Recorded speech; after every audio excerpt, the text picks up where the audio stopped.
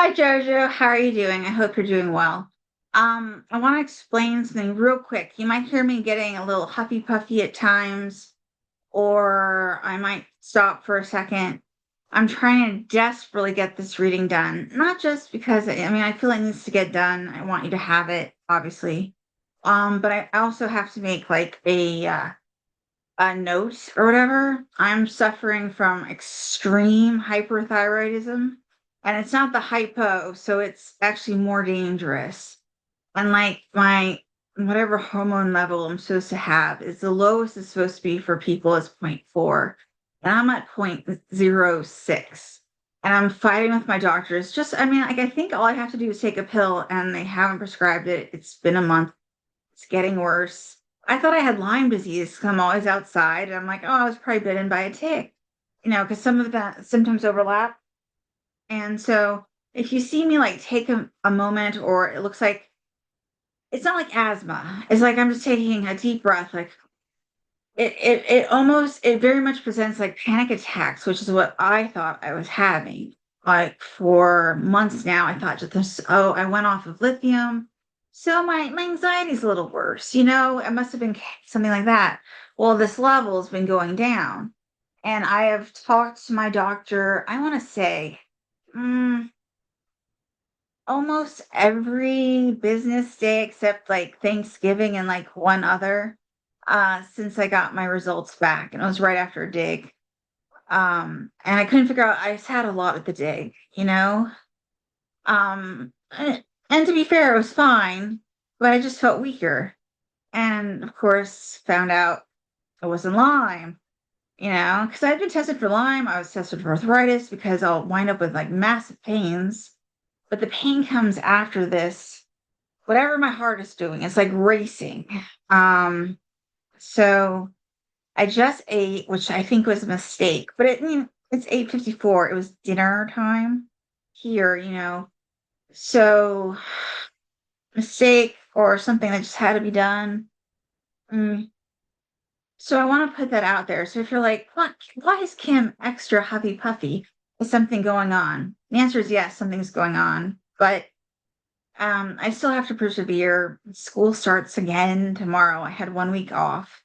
And I wanted to not get this over with, but I wanted it done and done to the best of my ability where I wasn't like rushing.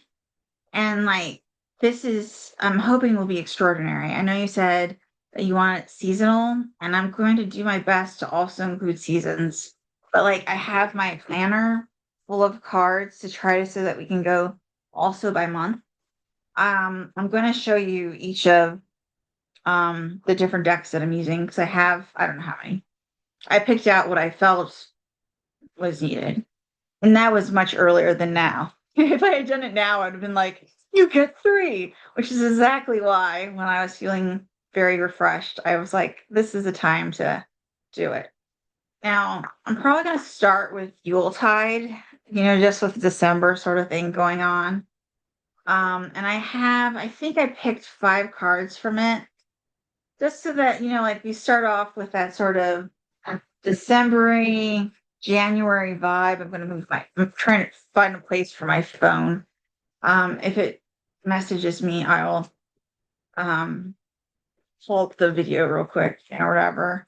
So I'm using the Woodland Tarot, which I almost bought again, so I'm glad I didn't because I keep tarot decks at both my parents' house and the library here is what I call it, the library. So I'm in West Virginia right now, which is the other reason to just like do this now. I don't have to borrow a space. The new deck that I said I bought is Universal Folk Tarot by Anita Verity. So we'll see. I haven't used it yet. This is my first time. I just shuffled and then I have them built in. The Journey is like my favorite, and I was really upset that I didn't have it in Maryland on Halloween when I was doing that in person because I thought it'd be a good one. But you got to do what you got to do. It was in West Virginia, and I didn't find out that I was doing it until long after I was back in Maryland. I live by the Darkwood Tarot. I think it's great for a year-round thing, and I know I've done many of yours with it. So I'm probably not going to go deep into like the storyline of it, but it's always a cool one. Okay, I'm still going around, still going around. All right. And then I think I've used this one before with you. The Wee Moon Tarot. I really like this art. So you might find me talking about more about the art than actually like talking about like like the meanings. I've got the Inner Child Oracle because we discussed that before, and also Love Who You Are. And I believe that is all of them. I don't know why my video, it's a new product of Zoom, is that suddenly it'll zoom in on me and it's driving me absolutely wild. So my apologies. Um, but I don't know how to fix it. So there you have it. Mm. So it'll zoom in and zoom out, and it'll be like, oh, look, Kim is so photogenic. Okay. Now, one card fell out, and it was, see, it moves. I'm going to have to get over that. All right. You can see the back of it. All right. And it was inverted judgment, number 20, wake up call. And the image is Thunder Woman in the far nose. Far nose. Oh, we're already starting with this. Thunder Woman in the Far North.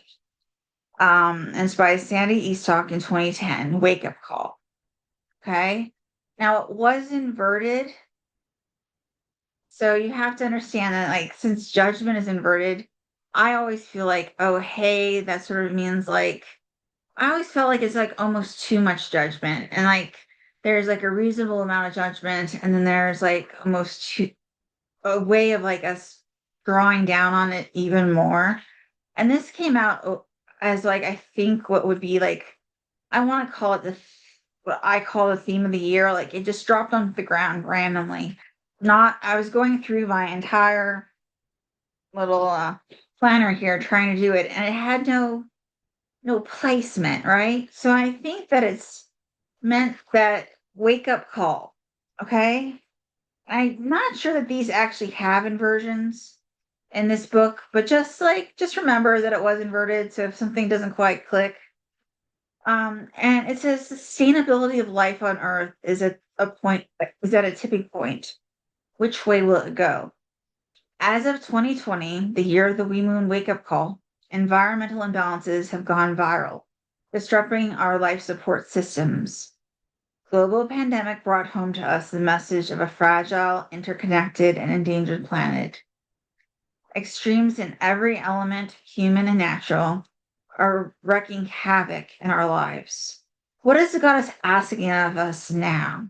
To be or not to be at home on the earth? And how is the question? Enacting a fundamental paradigm shift is the only way we can survive. How are you heeding this wake up call? What is shifting in your world, in you? What are you needing to wake up at this point in your life? Okay. And that's an interesting sort of thing. And then I just got like all right, I just got a message. I'm going to turn this on to um, silent, waiting for Brian. He has photos of the non nephews. Um, so I just like take that if it's like beeping and I thought it was off, that it's like a confirmation. Probably really not supposed to be inverted since this deck doesn't have inversions. But maybe this is the wake up call. We're getting into it. And, when it fell on the ground, this is like where we start. All right. And I definitely did want to like start there, you know? So think of that as like a broad theme. It doesn't have to be the only theme, but definitely a broad one. Okay. So then we go to Yuletide. And it's by Christopher Hughes. And this one is just going to be a complete, just regular Yuletide reading. I really thought about, like having it go through the year, and then that just didn't make sense. And then just having one pulled for like December also really didn't make sense. Excuse me, you will see me drinking. It's necessary, sorry. All right. So,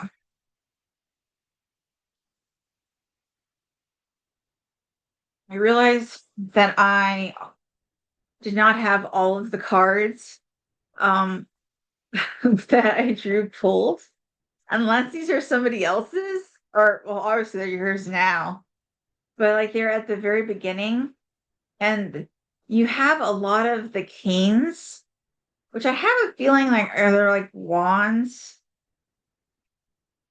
All right. So I'm going to pause this for just a second, okay? Okay, apologize that I had to stop, but I would have just tried to keep talking, and I would have made myself a little bit more out of breath than I should have been. Okay, so what's interesting is another card fell on the floor, okay, and it went from inverted to upright. So I think it made it definitely yours, and probably the first of the Yuletide. All right, and it's five. Let me try to get this here. This would be a nice time that it could zoom. All right. And it's five, Sinterklaas, beliefs, learning, wisdom. Okay. The memory of the Holly King is held in the continuation of seasonal symbols here in the guise of Sinterklaas. The spirit of St. Nicholas can be seen within the figure of Sinterklaas, with his feast day being December 6th. Many Northern European countries exchange gifts on the eve of his feast day. While St. Nicholas is reputed to have been a real-life bishop and patron saint of children, the figure itself is steeped in the mysteries of the season. Sinterklaas is one of the many sources that has inspired the figure of Santa Claus. He is a persona that emanates sagacity, wisdom, justice, and righteousness wrapped about with ribbons of mystery. He is the embodiment of the spiritual significance of the season, an ever evolving expression of midwinter rituals.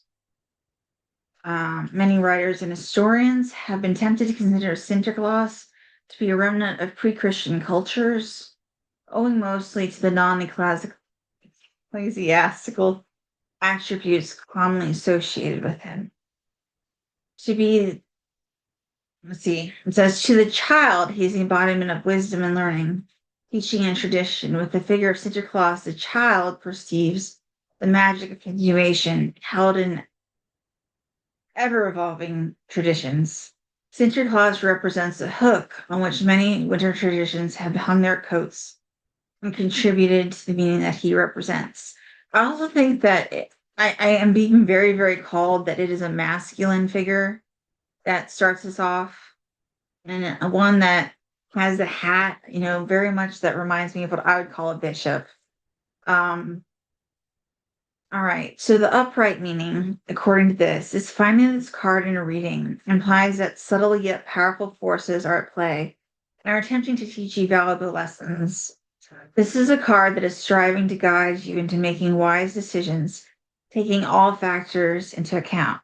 Do not rely on knowledge alone, for Sinterklaas tells us that knowledge itself does not always lead to wisdom. Align your virtues with the situation and reassess it using your wisdom. Trust your sagacity to guide your ideals so they move in line with your virtues. Santa Claus is a teacher. This card may imply the situation is there to teach you something of value. So this especially if you are sort of coming to, especially the December season, with a question, even if you didn't like speak it, like a male figure could be anything or a masculine sort of within ourselves. I know men and knowledge are sort of like linked, and I know Santa Claus is male, but there's just something there that keeps poking at me that there's something about men.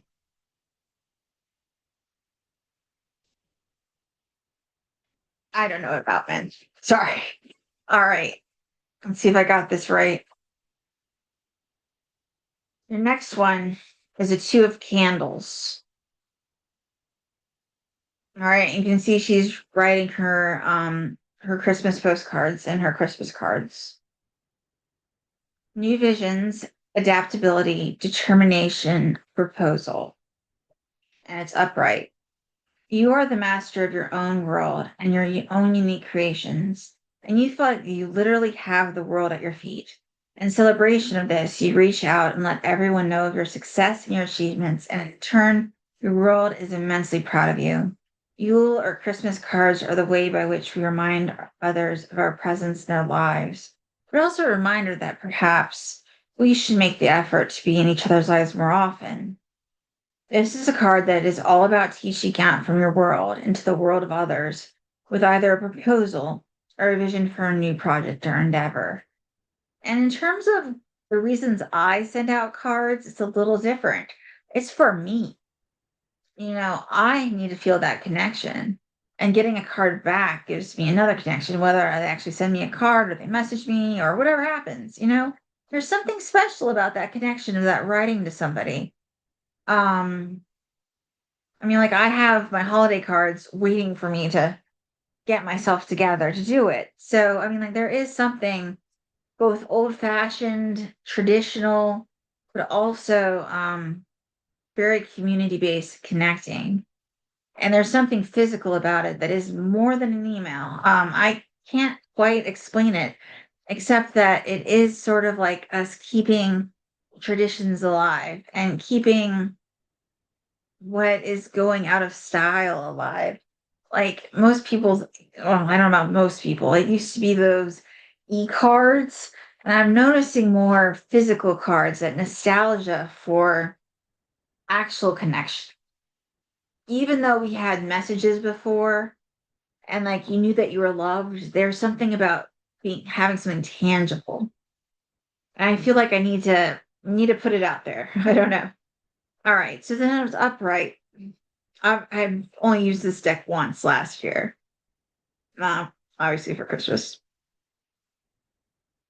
You are literally bursting at the seams with new ideas and new visions that can bring so much wonder and change to your life. The road ahead is new and it is exciting. However, the world is not yet in your hands. It is just out of reach. What is needed is a new vision to take you up from A to B. Listen to your intuition and your logic with equal measure. You may be on the verge of bringing your vision to life, but employ caution, for there's still some way to go. I think it's a very hopeful message, and it's like a message of on your way to your destiny, but not quite getting there yet, picking up the tools to get there. And it sort of like also goes and harkens back to keeping traditions and like, why do we have traditions? Like, why do I make fudge? I've been making fudge and fruitcakes, my grandmother's two recipes, for like 4 weeks now.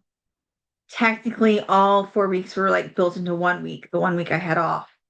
But there's something about it that is just connecting with the past and then having it come with us. I keep getting that, especially with the cards. I don't know. It might just be like a grandma message to me, but she never used tarot cards, so who knows? All right. The next one is the Two of Gifts, and it was inverted. Okay. I'm going to read you what it just says in general, since this is a very like a new thing. All right. The Two of Gifts, juggling act, learning from relationships, adaptability. Those are the keywords. This is a scene that may remind you of dark winter streets with twinkling lights reflecting with snowy pavements, store windows full of delights, and the promise of a perfect Yuletide. For some, it might cause your blood to run cold at the thought of last-minute dash on Christmas Eve or the panic purchase at the corner shop. The Yuletide streets express a frantic nature of people lost in their own world of busyness, not necessarily aware of what is happening around them, intent only on getting that gift. The season itself is a balancing act, but look to the countenance of the man bearing the gifts. I'll bring it out just so try to get it there. The lesson of this card is in his calm features. Do not attempt to do everything all at once. And this might be not just for December, this might be for like the year, right? Life. Stop and enjoy the magic of the season and attempt to put aside its obligatory illusions, the stuff that we think that we have to do when it's not necessarily the most important thing to do. Now, it was inverted. You cannot maintain hold on the gifts much longer. They are about to fall from your hands and be ruined in the wet snow. Your energy levels are crashing. You cannot keep taking on these responsibilities and not realize that at some point you will hit critical mass and things will collapse around you. Stop and take stock of what actually matters. A relationship gauged by what material things you bring to it lacks the necessary quality to succeed. I feel this. This is like what I'm going through right now, right? Kim is at 80%, and my whole life is built to barely function with Kim 100%, right? I think that's the way most of our lives are sort of built. So we have to like take that moment.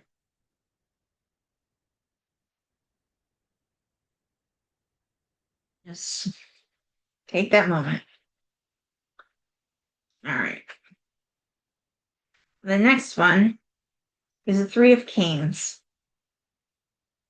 And this like book is sort of organized. I don't want to say it's differently, but it's a lot like the Darkwood Tarot. I think they're probably made by the same, maybe not the same person, but like the same company. So the threes are together, the twos are together, instead of just like all the way through major minor arcana. So the Three of Canes, upright. I kind of like that mushroom. But it's heartache, sorrow, separation, pain. It's a threes, like threes are. I found that the odd numbers, um, always have maybe not negative, like something like that's like really rather have it, inverted or something like what's going on here. They're more like lessons. So sorrow, separation, pain. As we move from the ceiling of connection into formation and actualization, things can sometimes take a startling turn. Relationships are dynamic, with several forces all running and vying for attention, and sometimes we can fall prey to someone else's ulterior motives or agendas. However, through suffering, we learn meaning, even if it is a moment that feels like someone has taken a knife and plunged it straight into our heart. In this card, the fly, agaric, I think I am saying that wrong, Agaric mushroom represents blood on the snow, the stark outpouring of heartfelt pain from having been betrayed. When trust has been thrashed and cast to the wind, the heart freezes and you are immobilized. Mental anguish and emotional pain are particularly poignant at this time of year, for the season will always remind us of significant periods in our life. I just keep getting the idea of use your sun lamp. That's what I do. I have it year round. I'm always in the sun. I've been using my sun lamp like eBay. The toughest of memories will eventually soften if one holds on to the true meaning of the season. And this could be like heartbreaks of the past coming back, sort of like Scrooge's ghosts that come back. Um, we have those same anxieties, the present, the future, the past. They don't have to be actual ghosts, but they can be memories and fears.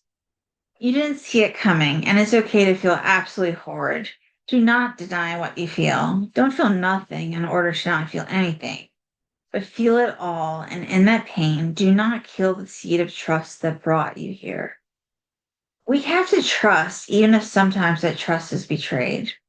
It is how we learn. This in turn will pass. And even though you might look back and regret, um, it contributed something to your life, even if only as a lesson in how much of yourself you should realistically give. Maybe this goes back to those packages where there's just too much juggling. things are about to fall, and like you don't necessarily want to have the consequences of the pain. This is another three of gifts. If I can get it. It's upright.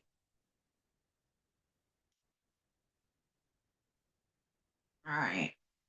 Three of gifts, learning, labor, skills. The fire of creativity has now descended through the emotions and the realm of the mind into actualization. Notice the three gifts still unopened on the tabletop. She knows what they contain. They are the collaborative gifts that the candles, good cheer, and canes have brought. She is now doing what she always wanted to do, use her creative expression to bring joy to herself and others. She has all the tools that she needs to go forward, and these have been forged by her own hands and are the result of determination, talent, and skill. In the darkness behind her are 10 lights that seem to hang impossibly in the air. These are the potential held in the 10 cards of the suit that influence the decisions she made to reach this point in her life.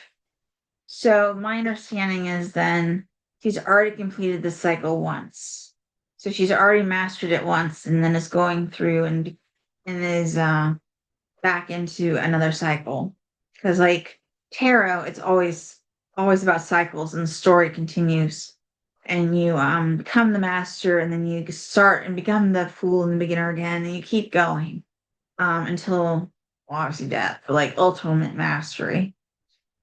You have all the tools of the trade that you need and have developed the confidence you require to bring about the situation that will fulfill you. But it must be collaborative. Seek help when necessary, delegate when you can, and every now and then cut yourself some slack and take a little break. It is important that you remind yourself of what you want to do and achieve and why. If it all feels like hard work, then the joy has gone out of it. All right. And this all seems to be very much a theme of, right, don't do too much, delegate, but feel joy. And like, don't blame yourself for delegating, right? That's what I'm getting out of it. Keep that joy. All right. Your next is the upright six of canes. And like, I found more cards. So you clearly got a lot of cards in here. So all right, lessons learned, journey of moderation towards balance. There's a lot that might be going on in this seemingly innocent scene. Oh, let's bring it back. All right, in the seamlessly innocent scene. As you've experienced thus far, the swords are never easy. So take this card at face value would be foolhardy. On one hand, it may represent the busy nature of the season, the taking of gifts to family members, the constant traveling, and the endless tasks. The bag of goodies still in the drive implies that there's movement of energy of something going on from one place to another. But essentially, this card is of a escape, of taking shelter, and of a journey that one might not have intended to take. There's a necessity to this card that cannot be avoided. With that in mind, this family may be having to leave a situation that has become untenable or simply unbearable. Having reached the edge of their limits of tolerance, the time has come to leave. So, no matter what, if joy or not, there is like movement and travel. It's upright. So, the time has come to make a decision about a situation that is just not good for you anymore. It may yet be the most difficult decision you have made, but it is necessary. This is a cold faith of truth and facing up to facts that may tear your heart apart in the short term, but will lead to healing. And only you are going to understand and know this. The path forward is not clear, and you may be terrified of making this move, but rest assured the balancing powers of the sixes do have your back. Be brave and take the plunge. So if you're having some type of strife within the family or strife within yourself or something of that nature, just taking a break from it, even if you don't actually physically go travel someplace and give gifts, maybe it's a time to take some reflection and be like, why do I feel this way? All right, the Eight of Canes really reminds me of the Eight of Swords, where, you always see the person that's blindfolded, trapped, she can get out. There's fear, there's daggers, but they're not really piercing her. So, like, So that's very much like what I get from it is that Eight of Swords probably is the Eight of Swords. Um, Bondage, confusion, narrowness, restriction. Often during the holiday season, we are pulled in opposing directions, our attention torn from the moment and from what should really matter. There is immense constriction occurring from limitations on one's time to the limits of the purse. All of this can leave us feeling imprisoned by something that is at its core should be wondrous and jovial. The eights have a tendency for organization. The key is to this is also maintain flow. In this card, this poor woman has become tied up in knots of the season. She has overspent, overcommitted herself, tried to do it all at once. Multitasking only ever leads to disarray. In turn, the momentum inherent in the eights have started to freeze and constrict. She is trapped by the very edges of her own mind. And like I'm being called to like tell a story.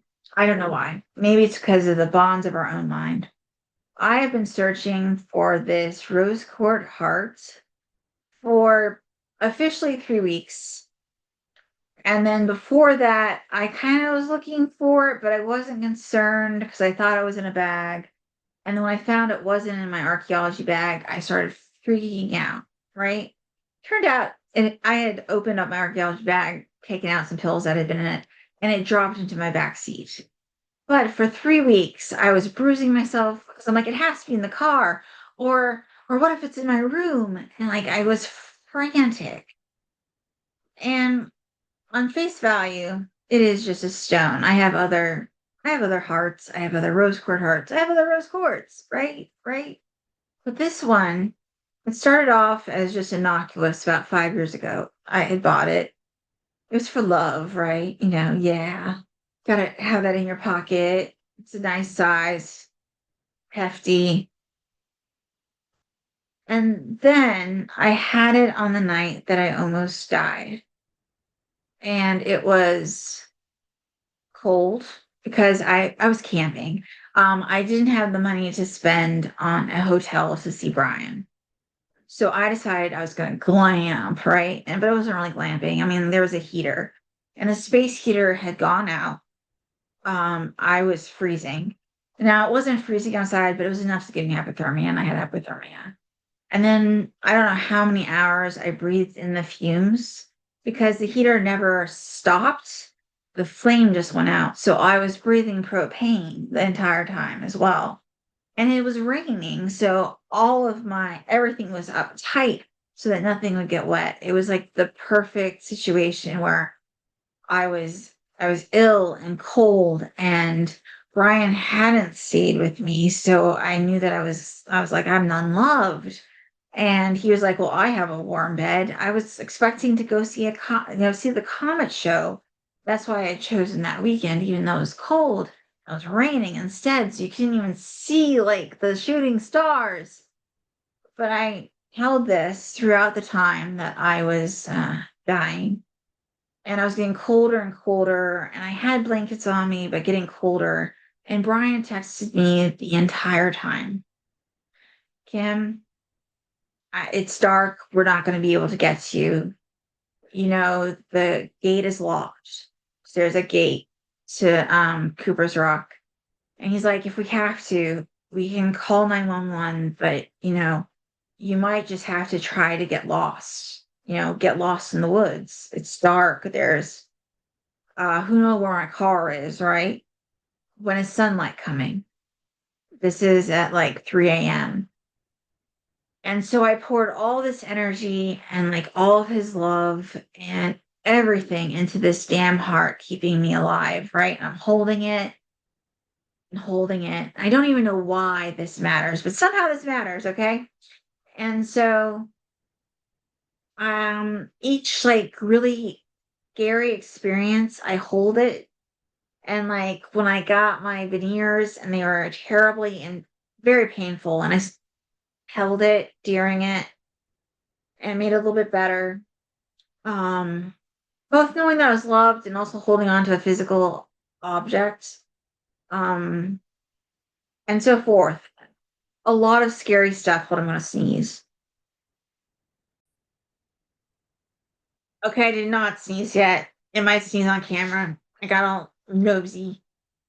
Um, so basically, every like major event that was terrifying to me, book launches, everything, this came with me. But I couldn't find it when I thought I needed it. And that was when I was getting an ultrasound of my thyroid, and it would have been very helpful to hold. One of my friends gave me a palm stone to keep in my pocket and everything while it was happening. But it wasn't this heart, and I couldn't find it. And I felt like there was a connection missing and everything else. I found it 2 days ago, just like when the obsession, like reached its peak, and I could actually like take everything out of my car and sort of go through it. And it was right there, like just waiting for me, just like, ha ha ha, now you can have me. You had to go through that though without it. It can't be a crutch. So I say that because of the obsession from it, that eight of swords, eight of canes sort of trapment. I thought I needed it to survive. It's and like I'm still gonna carry it around because like it's probably my most prized possession, really. Cheap little rose quartz heart that just means like life and love and but like has specific ties to memory and pain. And like it was wonderful finding it and terrifying knowing that I didn't lose it, but like where did I put it? And it was like the self recrimination. Why did you put it somewhere? Why is it lost? Why can't you find it? So I'm just saying that I think that some of those questions are coming up, the whys.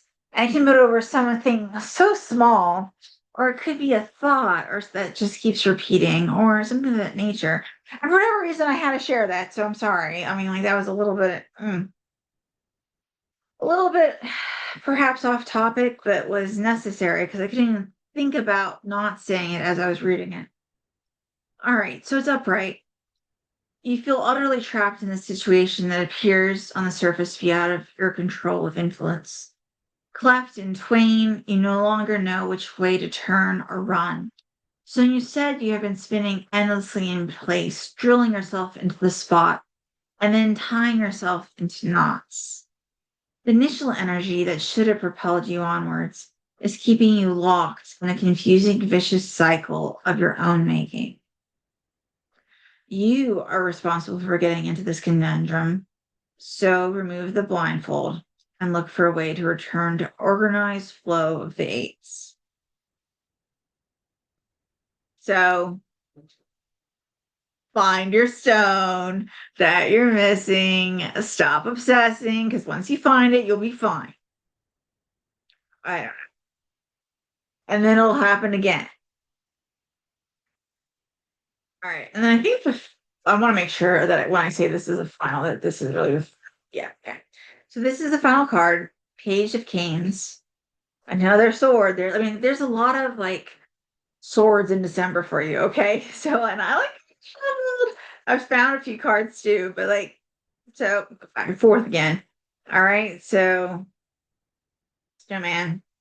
All right.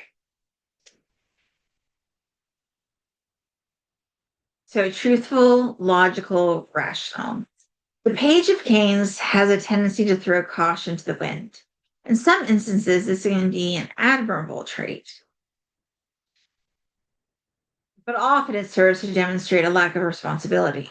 Having the ability to respond logically and rationally is not in their national constitution, and while they often behave bravely and with courage, it may be ill directed. They have a willingness to be daring and eager, but they lack the quality of following something through to the end. They long to fit in, but often find they are awkward in social circumstances. There is far more going on in this person's mind than is actually happening in the apparent world. All right.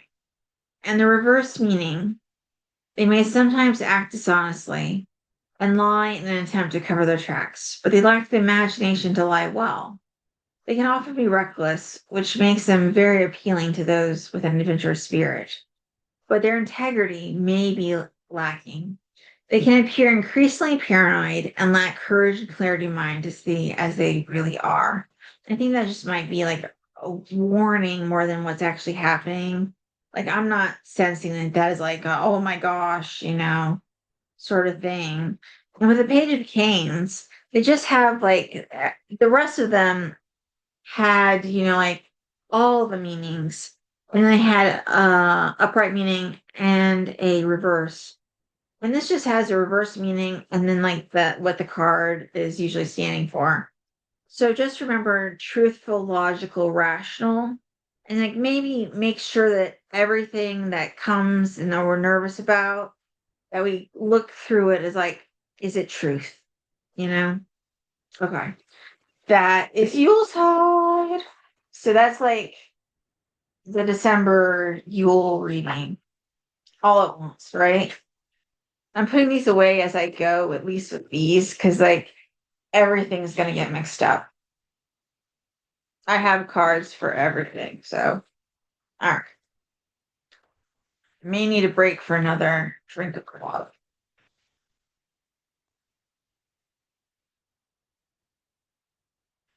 Good luck. Okay. So December. We're starting with December, especially since I am doing this November 30th, 2025. And I thought that we should start, I know the year, right?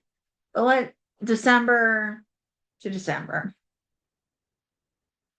So trying to decide how best to do this. Okay, you have the inverted Ace of Pentacles, the investor. Okay. And I will be putting that with that's a folk tarot.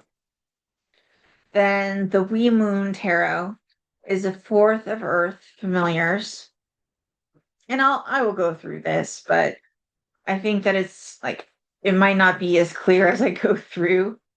Okay. And then if you remember the inner child oracle, Benny, all you can eat, hungry bunny, number 45. My life is a feast of opportunity. And then this is like one of my Pharaoh decks, the Journey deck. It's inverted, nurturing queen, Queen of Cups. Darkwood Tarot, I think that's a set, Seven of Wands inverted.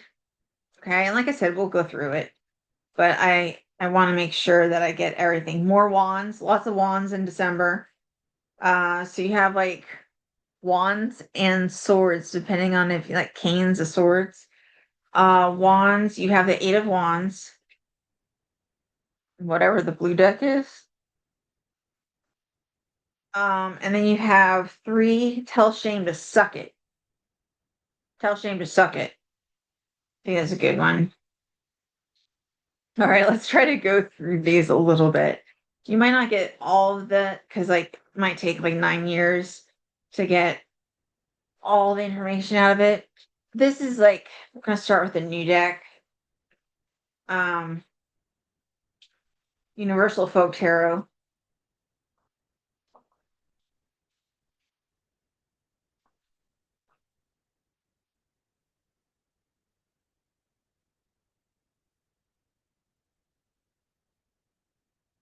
Gotta like figure out where the pentacles.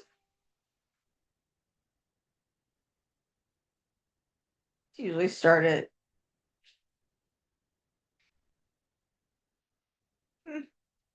All right.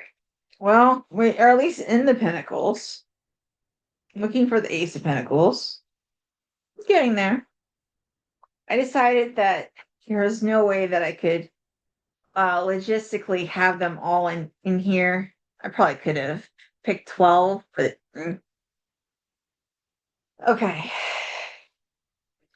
The investor. Keywords: new opportunity, investment, growth, generosity, altruism. The crystal is Cichitite, helps attract abundance, coaches in wealth management, balanced approach to money. Okay. And the man, and now it's inverted, is standing in an abundant garden. The column of energy from the heavens delivers a pentacle representing divine gifts around money and wealth. All right. And then it just says that this is a portal card. And wherever the ace appears, he has the ability to move in any direction through the deck, reading to initiate new opportunities and good fortune. He is pointing to the infinite possibilities and gifts of the universe being within reach. This message is echoed by the Osterbur surrounding the pentacle. Symbolic healing and guidance, element earth, quality, security, stability, wealth, investment, the material realm. Because it's an ace, it's pure potential, beginnings, oh my God, optimism, divine gifts, passion. Because it's considered a portal, it's movement, security, freedom. It has lilies, new life, purity, fertility. It has a bee, wisdom, and accumulation. A dragon, protection, nourishing, investment. Elephant, goods, fortune, stability. Crane, everlasting duration. Cycle. I've never used this deck, so here we go. The reverse message.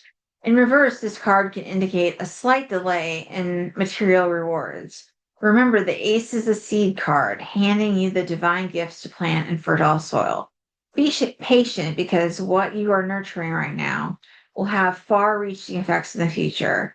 Some seeds may not take or be scattered to the winds, but this card is also a portal to a new cycle, so pay close attention. Nothing you are doing now will be wasted effort.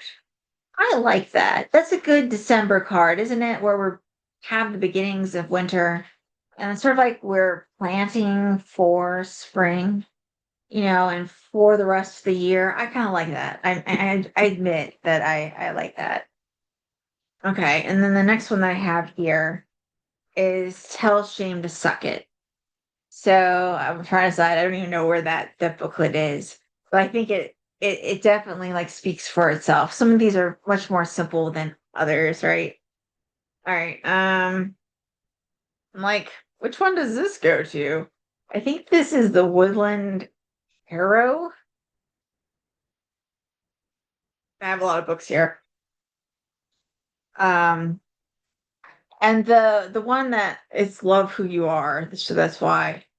All right, this is Woodland Tarot, Eight of Wands. Let's see what it says. Eight of Wands is always like, I always consider it uh, on its way, on its way to completion. There's like a little bit of that fear, anxiety. It's not quite the Eight of Swords where you sort of feel like completely tied up and bound, but there's something about carrying a lot of weight too. All right. And it's upright. This card indicates that you're entering a phase of quick progress and activity in your life. It asks you to seize the power of the moment and act without hesitation. The Eight of Wands is closely connected to communication and words and the meanings they convey. You may encounter intense interactions or stimulating exchanges of ideas. This is a time in which information will flow quickly and communication will play a critical role in achieving your goals. Prick up your ears and remain alert. And this is, I guess, Hansel. Drops and pebbles along the way. They will become signals to anyone with a keen eye. What I'm trying to do is put these cards at the very beginning of each of my little booklets so that at the end I can just put them in the box and be like, there you go. Will it work? All right, Darkwood. As everything falls, it's falling. All right, Seven of Wands, and of course it is inverted. This one is also One of the interesting ones where it's also by sevens and like by eights and like has it built this way. That's why I think it's very much like Yule one. I think it's got to be related. Not that they don't all do this, but I don't know. Oh, I lie. It's not doing that. All right. Well, I can only do what I can do.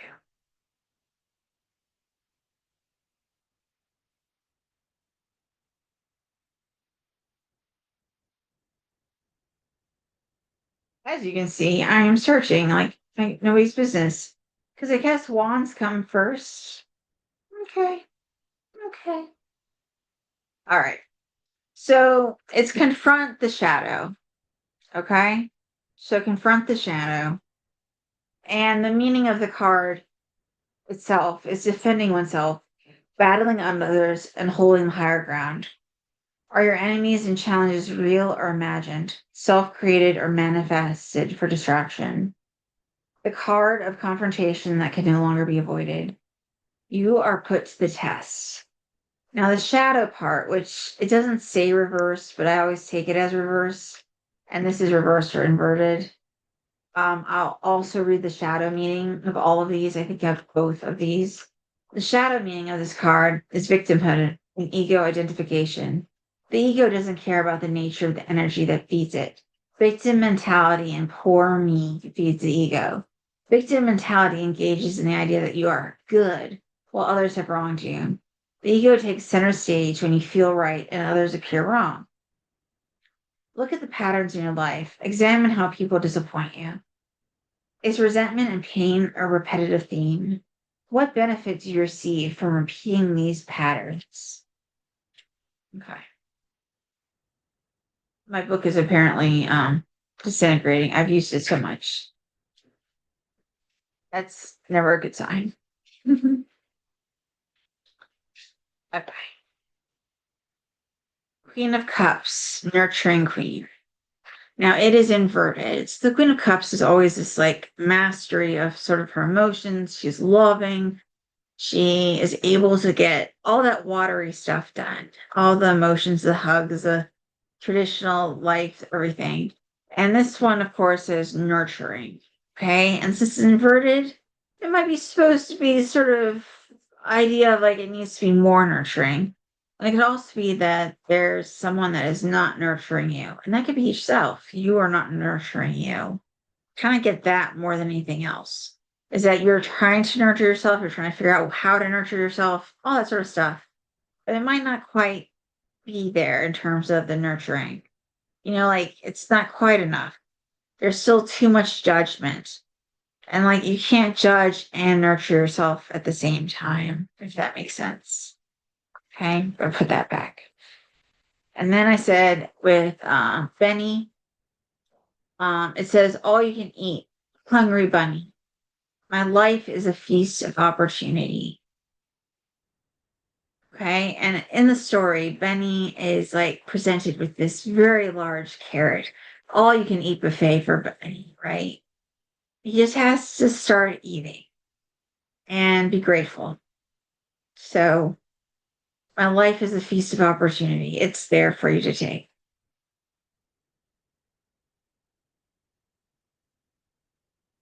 I'm not sure I like that in and outness.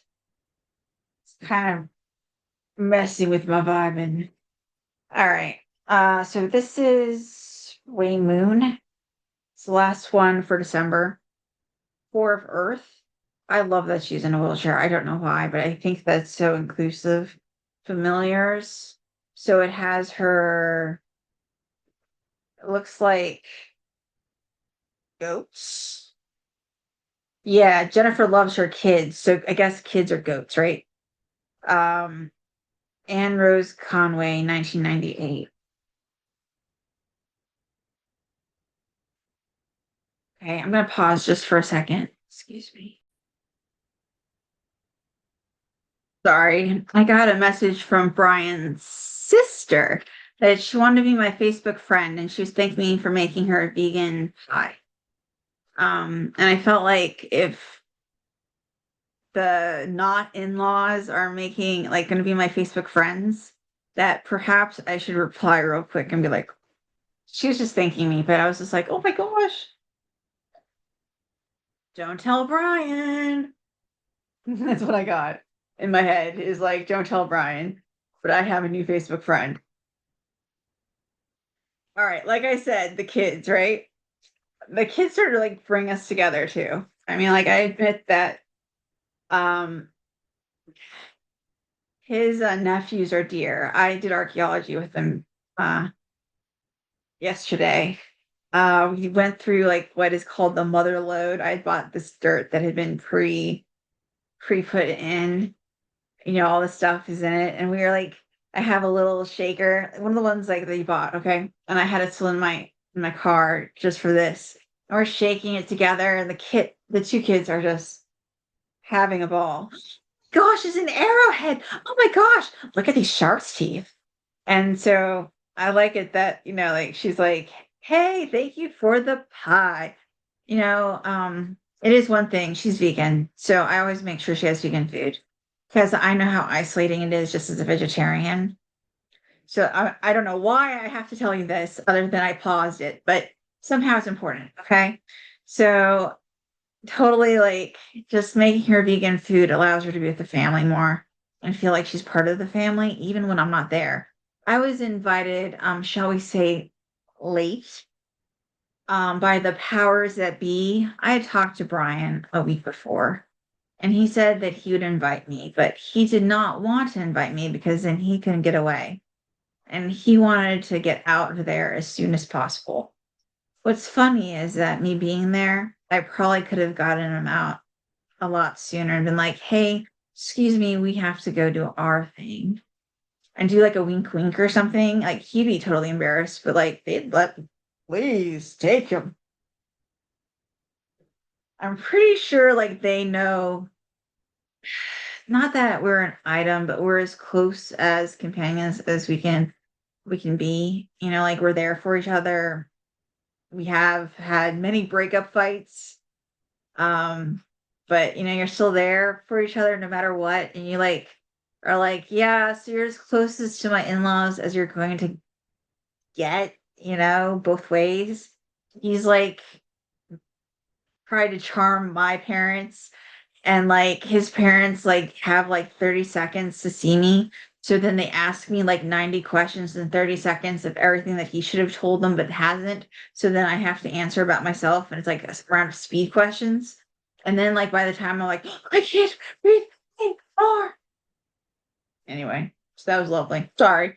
I've never had any of Brian's friends or family reach out to me like that. It must be you. All right, familiars. Commonality. Who are your familiars? Don't be surprised if friends and allies come in unexpected forms. Giving love and support where needed opens your heart to receive as well. Love circulates in mutual give and take. Reciprocity is a key ingredient in the mix. Self care and loving support are especially crucial for caregivers in chronic illness or crisis response situations where more care is needed than you think you can possibly give or get. If self care or receiving support from others is a challenge for you, you might be experiencing this card in reverse. And I didn't pull it in reverse, but consider it. Take time to rest and enjoy the companionship offered by friend and four leggeds. Give thanks for unknown blessings. It's a good way to sort of like end December. That's not too shabby. All right, here we go. January. And this is probably not going to be in the same order, but yeah, the cards. All right, so inverted Queen of Cups. Interesting. Another inverted Queen of Cups. The Coral Queen. Inverted 12, the Hanged One. Chrysalis. So that's an interesting winter one. Just like speaking out of just looking at it, it very much uh taking a break and like focusing on yourself is just what I get. Inverted Eight of Wands, inverted Seven of Wands, inverted the Hierophant, authority and tradition. This is Benny. Pursue your dreams. And on the back it says, I choose to pursue my dreams. All right, he's got his balloon up there. Gonna just go for it. And then it has a sloth for the love yourself cards, or excuse me, love who you are cards. Easy does it. Also, excuse me, a good January card. All right, folklore first. All right, so we have the inverted Queen of Cups, which I think is interesting that some of these are coming in patterns.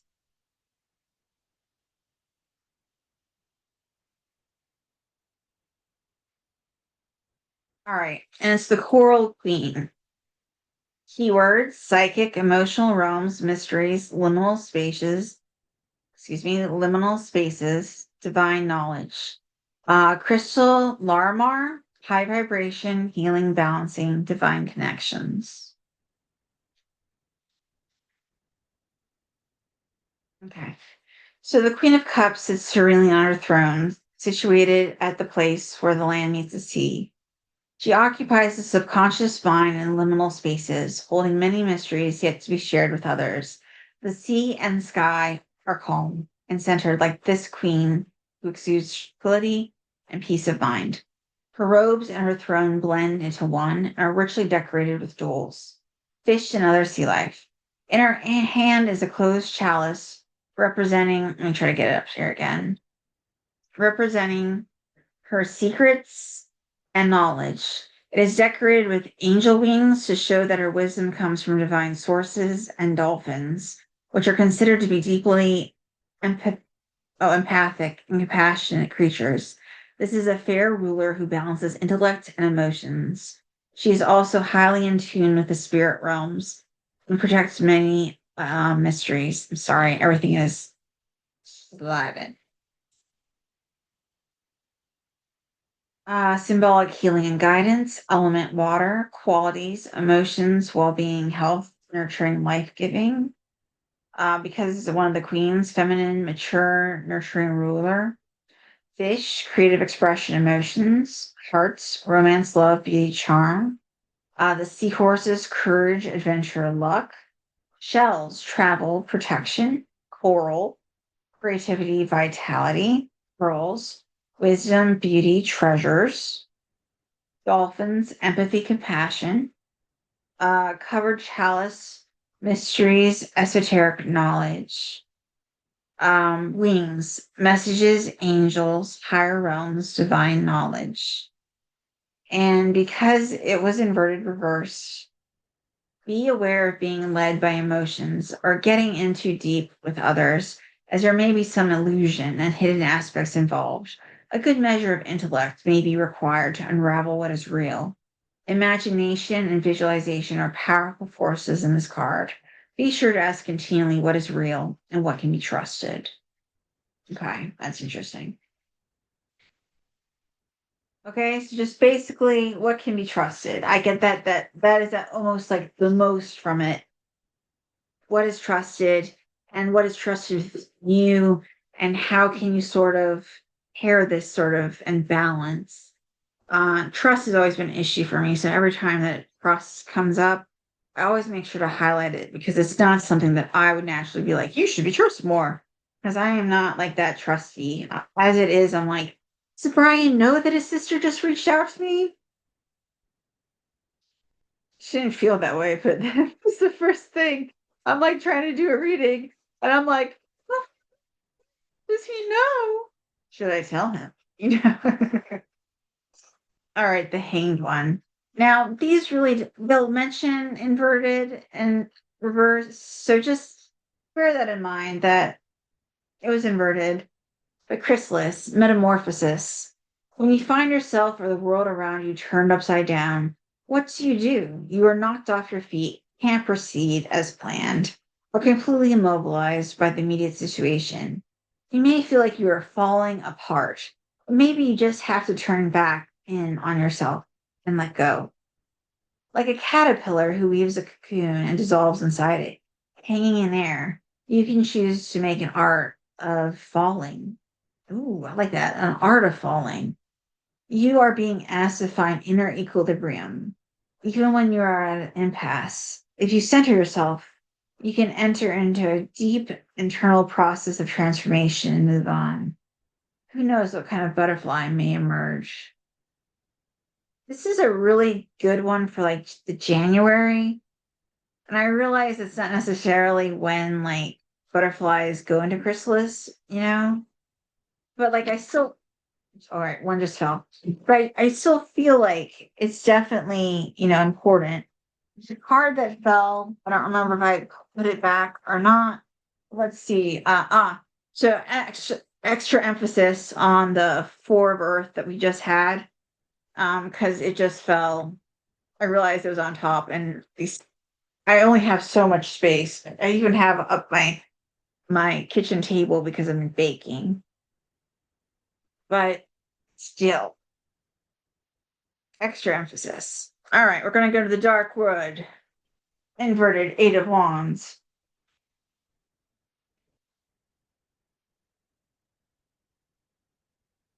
All right, and the Eight of Wands is a mermaid strain. I'm not going to give like I'm like, this is already going really long, and we're only on, January. All right, so it's Mermaid's Dream. It's inverted, Eight of Wands. So because of this book, I said that I was going to read both the meaning and the shadow. So like consider it shadow, but I do both. The Eight of Wands is space between wish and culmination. It is a call and response of the universe. Prayers are sent, forces are set in motion. It is impossible to see where intentions will land. It is too late to alter their course. You've done all you can for the moment. Sit with patience and wait for the situation to develop. I'm like, I know there's another page, even though it's not turning. All right. And the shadow is do you sit back and wait for people to do things for you?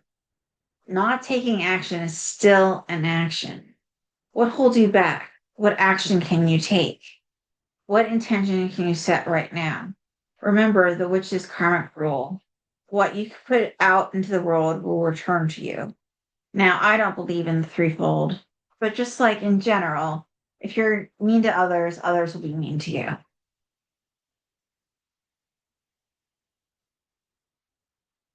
Okay.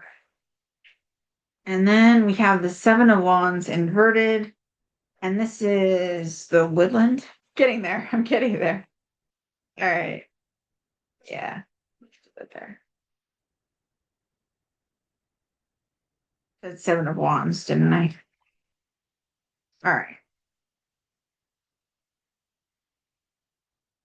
All right. They also really don't do inversions. This card symbolizes our true nature and our ability to manifest it, even in unfavorable circumstances. It's linked to action, our ideals. It often signifies its activism. The card's advice is to state aloud who we are and what we believe in. By doing so, we may aid and inspire others. It also represents inner strength, courage, and the ability to keep focusing on your goals without being distracted by external factors. The card says to stand up for who you are. Don't be afraid to act in accordance to your beliefs. And remember, we have already pulled Hansel, and this is Gretel now. Gretel fearlessly shoves the witch into the oven. Be inspired by her powerful and subversive act. So you have Hansel, who's like doing some of the brainy stuff back that is it's ineffective sometimes, but still worthwhile and keeps the story going, keeps them alive for a while. And then you also have Gretel, who sort of keeps them alive, right? And like saves the day. So whatever it means to you, it's an interesting sort of thing that we pull them both in such short order. Okay. The Hierophant, authority and tradition. It was inverted. This reminds me of sort of like the December the Chris Kringle. All right. The guy that looks like Santa Claus. Yeah, you can tell I know Cinder Claus. I'm obviously saying it wrong. I'm never going to get it right. But anyway, yes, him. It reminds me very much of him. Okay, inverted. And the Hierophant. So tradition. Maybe not so necessary to have tradition. Maybe not necessary to have as much of the spiritual as necessary. Maybe there can be something said to be too spiritual? Is that even possible? Probably. Maybe like an obsession is a little bit, like, or take stock, maybe is a better way of putting it. Take stock of beliefs and just make sure they're not, because I got like on the last one, like such a masculine energy, and this is also very male. I would be like, just take a stock in like the patriarchy and like beliefs are beliefs, and if you really believe them, that's perfect and great. Maybe just be like, why do I believe this? Maybe it's just a questioning. Pursue your dreams. I like Benny, and easy does it. Okay.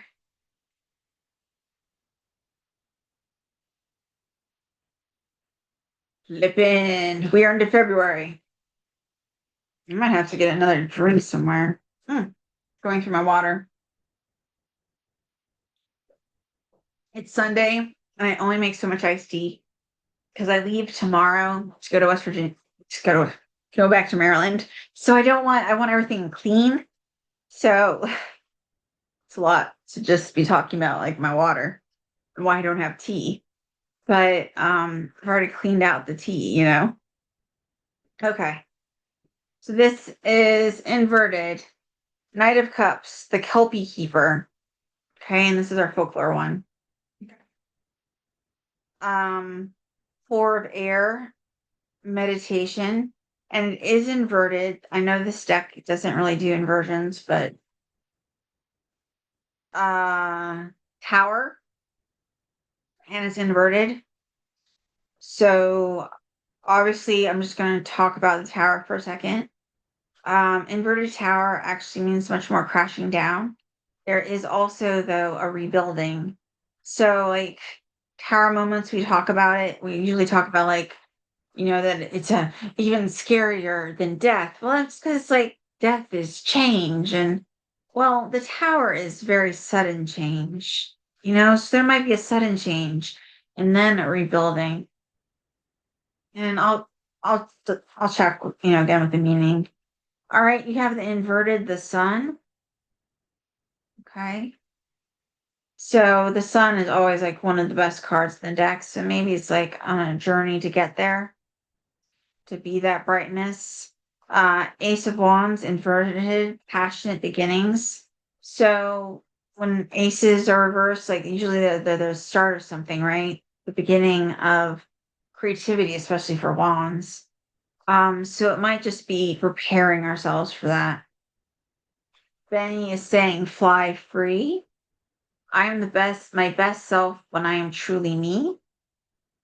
And Tree 23, stand tall. And I, of course, these two sort of ones that I come back to. And we'll read again. All right. I'm getting the hang of this, I swear. Okay.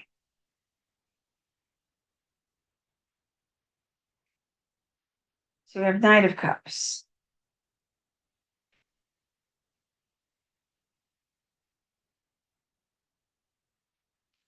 I do like this deck. Like I said, I've never used it. I bought it at the apothecary. I gave them the same day. I gave them like fruit cake and like poppy seed cake and fudge and stuff. So it was a good time all around. And they'll get more for Christmas. But they hooked me up. I adopted a family of 14 for Thanksgiving and then also for Christmas and who knows for what else. And so like they're the ones who hooked me up with them. So like there is like an interconnectedness. Why you need to know that now? You don't know, but you do. All right, Knight of Cups, the Kelpie Keeper. Okay, I believe that all my stories really do have like I mean they might be random, but I believe that they have like a reason that I bring them up. Keywords: charming, intuitive, diplomatic, fluid, crystal is ocean jasper, balance, gentle, intuitive, safe travels. Symbolic: healing and guidance. Element: water, qualities, emotions, well-being, health, nurturing, life-giving. Because it is a knight, actions, vitality, service, honor. Kelpie, shapeshifter, fluid, liminal. Fish, creative expression, emotions. Because there's hearts, romance, love, beauty, charm. Seahorses, courage, adventure, luck. Shells, travel, protection. Coral, creativity, vitality. Pearls, wisdom, beauty, treasures. Now we got the inverted message. So I'm going to flip the page. And I feel called to tell you the page is on 106. I don't know if 106 means anything for you, but for whatever reason, I had to tell you. Be careful of being ruled by your emotions or jumping to conclusions too quickly. The message of this card is to slow down, consider, and communicate. The shoal of fish can grow larger and larger, but if they stick together and hold steady, they remain in harmony. In the reverse position, you are called not to judge a situation or person too quickly. Your perceptions could be fallible on occasion, so look out for being swept along by the current of thought without the facts. Okay?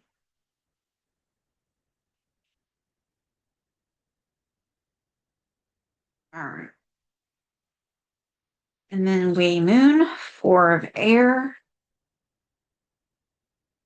meditation. And again, just remember it could be reversed. Mindfulness, ground and center in the body. Follow the flow of your breath, moment by moment, no judgment. Notice what is without trying to change it, just letting it be. Sink below the ripples of thoughts and feelings on the surface of your mind, the still silence in the depth below. Let busyness fall away. Saturn and Libra helps discipline the mind to keep returning to that space of deep inner calm. Every time monkey mind jumps around someplace else, just notice it and let it go. Emptying the mind of chatter allows you to be more present. When your mind is at rest, the rest of you can be present too, making room for spirit to sink in. Peace prevails. I'm going to get closer there.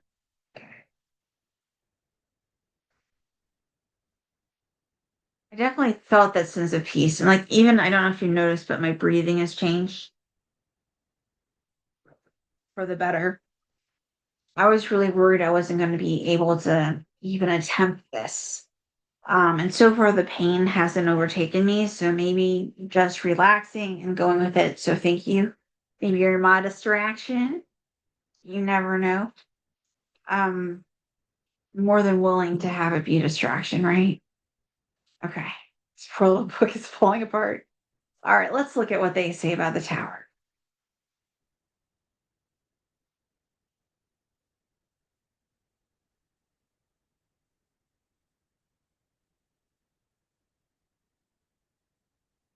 I never know Roman numerals. What can you say? 16. Thing is, the card has Roman numerals, but it's just like usual numbers. All right, for this. All right, the tower is the archetype of destruction. The act of release is the art of surrender. I'll read that again. An act of release is the art of surrender. I actually really like that. I like that a lot. Okay. Now I'm going to read again both the meaning and the shadow. And again, you got more of the shadow since it was inverted. Mayhem, destruction, collapse of what never fit to begin with. Needed recalibration. Shocking events, surprise, aha moment, abrupt clarification, empty space. Remember, this is like definitely like, like with the death card, there's change, but it doesn't have to be rapid. This is much more rapid. Shadow, starting fights and aggression towards others and the self, soaking extreme emotion in others and amping up situations to gain attention, making purposeful trouble, breaking others down, not knowing when to stop, complete ins- complete insertion of the ego. And then this is inverted the sun.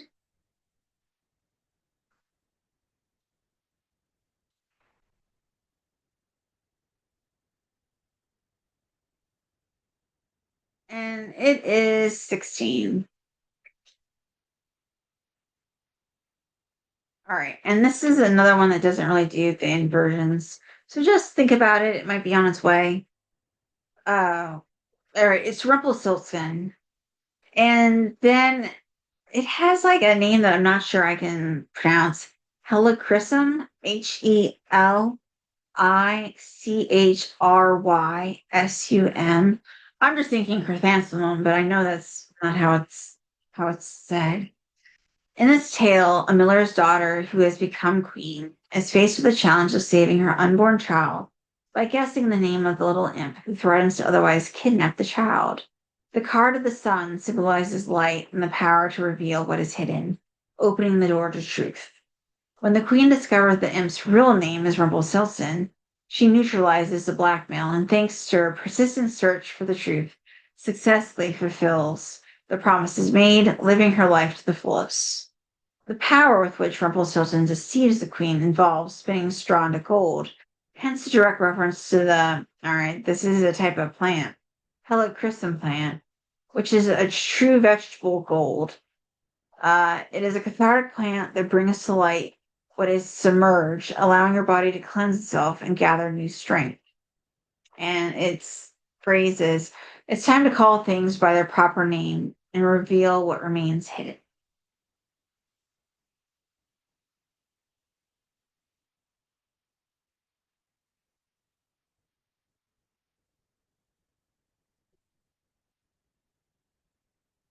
All right. And then we have the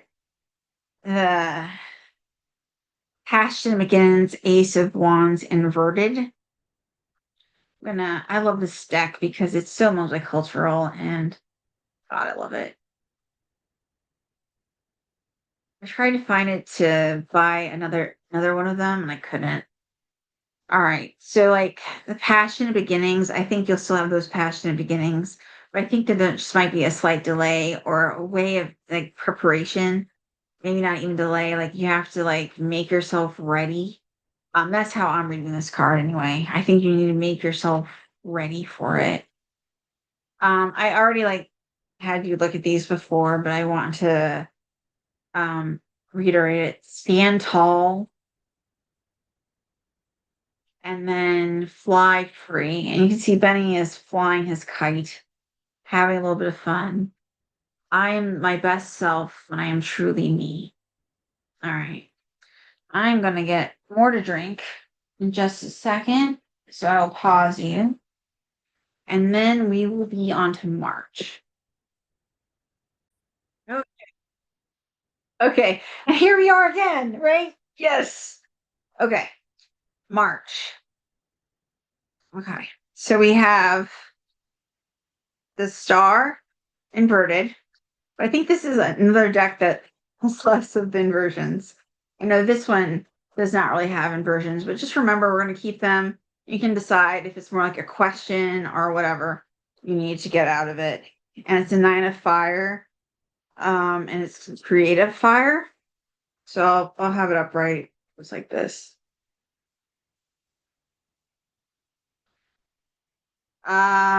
Inverted 9 of cups, 8 of pentacles, The Queen of Pentacles, the stable queen, upright. And then Star Guidance is from Benny's. I follow my dreams to greater knowing. And it is ridiculous that I'm so distracted by my screen doing this, but like Zoom hasn't done this before until today. So I was like teaching today and it's going in and out and everything else. All right, 18. Bring your monster flowers. I think that's interesting, isn't it? Okay. And March, sunlight. It's all about sunlight for Kim. Always all about sunlight. And also, spring begins. So you just had our winter, and now we have spring. So that's seasonal stuff, right? So in the beginning of March, the darkness, and then the equinox. Okay. So that's when spring officially begins. Though sometimes it doesn't really feel like it. It sort of depends on our area. And of course, with global climate change, that can change too. Okay. Universal Folk Tarot. Don't fall.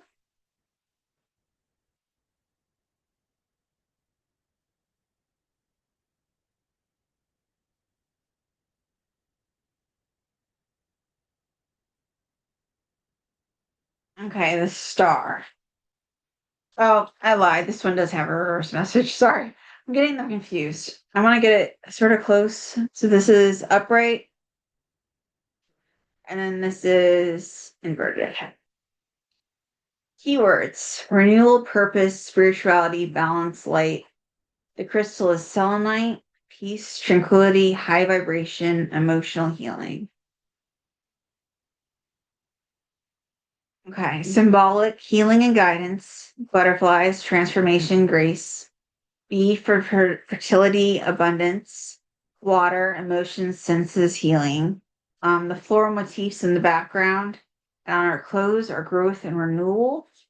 Doves, peace, gentle vulnerability. Star, light, energy, purposes, divine guidance, and the chakras. And I'm gonna hold it back up. Hopefully you can see it. There is a longing for peace and the space to work on spiritual development. You may be feeling out of sorts emotionally after a difficult period in your life.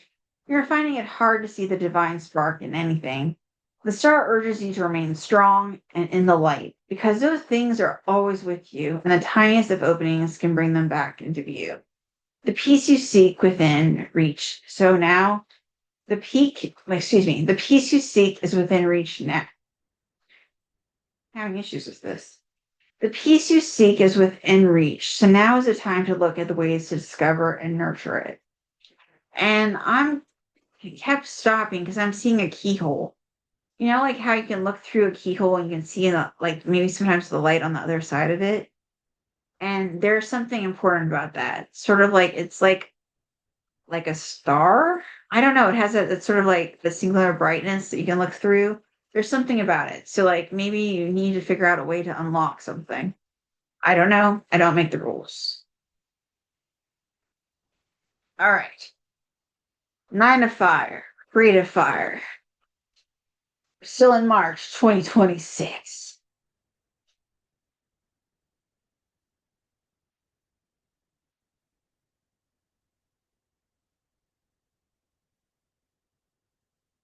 Let me read. Okay. And this is just like it says that it's mutable signs. What drives you to create what you do? Creative fire is a transformative act of will. Cardinal energy is what fixes you up, Aries. Fixed energy is what keeps you going, Leo. Mutable energy is what comes out of it, Sagittarius. These are the three stages of creation at work. A wave repeated 3 times in the 9 numbered cards of each element suit. Creative fire drove this woman to make something out of her grief. Aries sparked her into action. Leo kept her sewing patches to create a power robe. Sagittarius helped transform her grief into courage. And so the goddess patches together all of creation out of the material of the 4 elements. What creative forces kindle and stroke your resilience? And the name of the painting is even better. I overcome, not without help.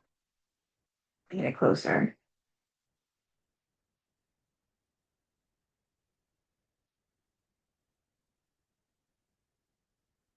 All right, and then we are back to the dark wood. We are at the inverted Nine of Cups. Looks like there's like a wolfy dog sort of thing going on.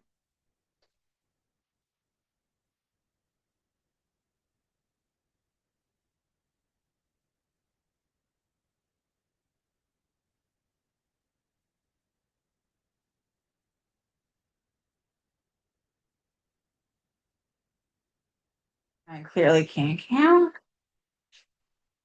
Should be next. Okay, got it.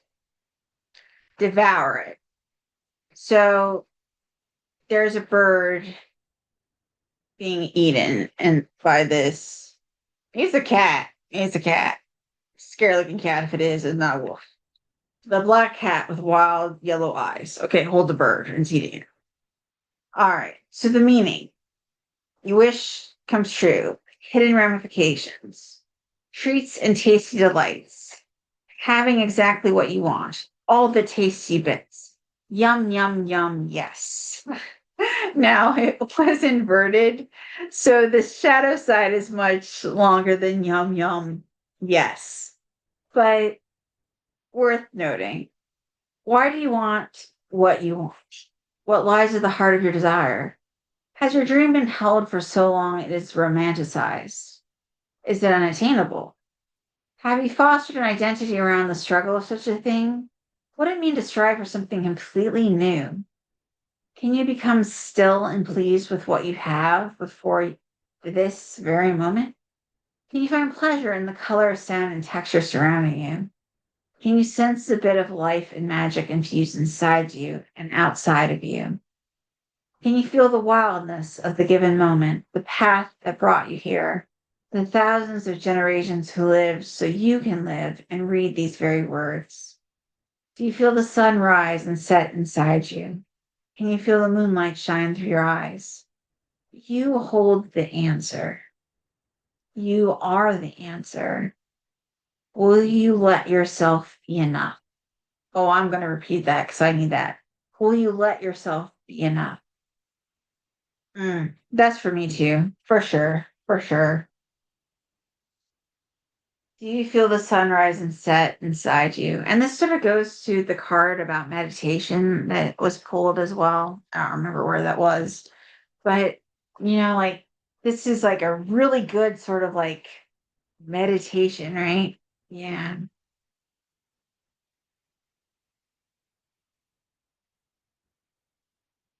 All right. We have Eight of Pentacles.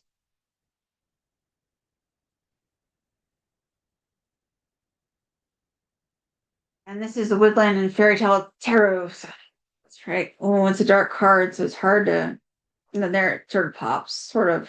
Okay. The Eight of Pentacles embodies the essence of attentive and meticulous work. It signifies a phase in which you begin to reap the rewards of your efforts and symbolizes mastery that is acquired through experience. You're facing a time of consolidating and honing your skills when you can profoundly contemplate the outcomes of your hard work. When you counter this card, it may also serve as advice to not overlook the big picture by dwelling on the details. Okay? And this is with care and attention, a small move may very well save your life. Remember to look closely and pull your resources to good use. I am not certain what this particular folklore is, but it looks like a crown is being stolen and there's three queens or three princesses.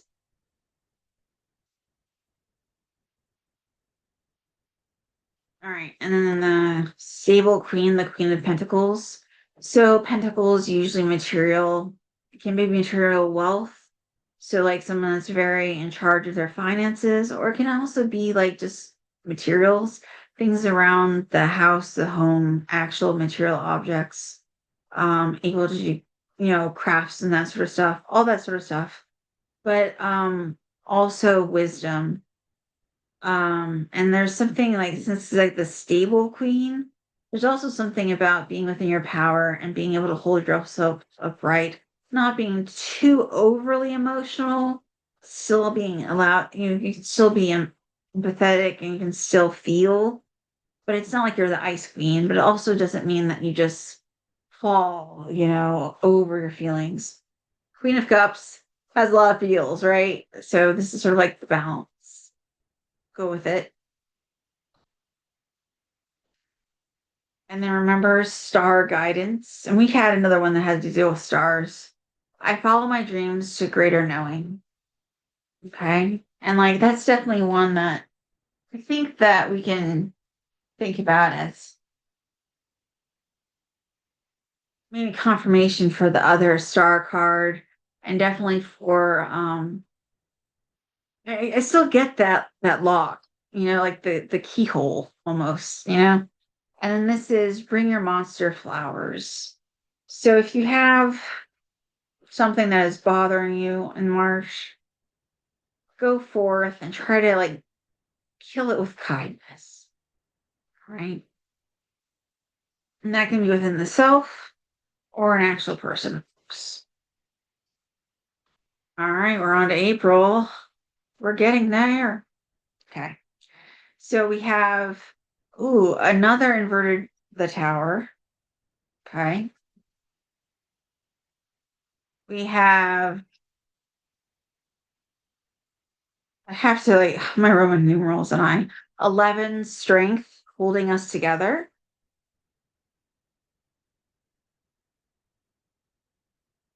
This time it's upright, the Ace of Cups.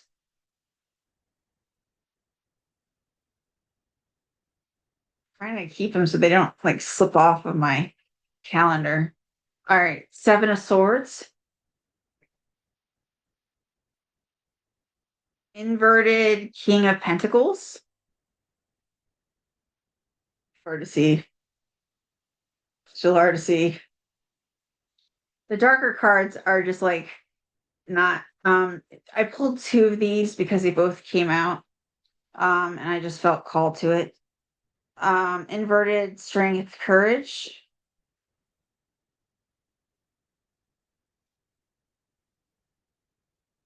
You have Benny, the Yogi, Bend and Be.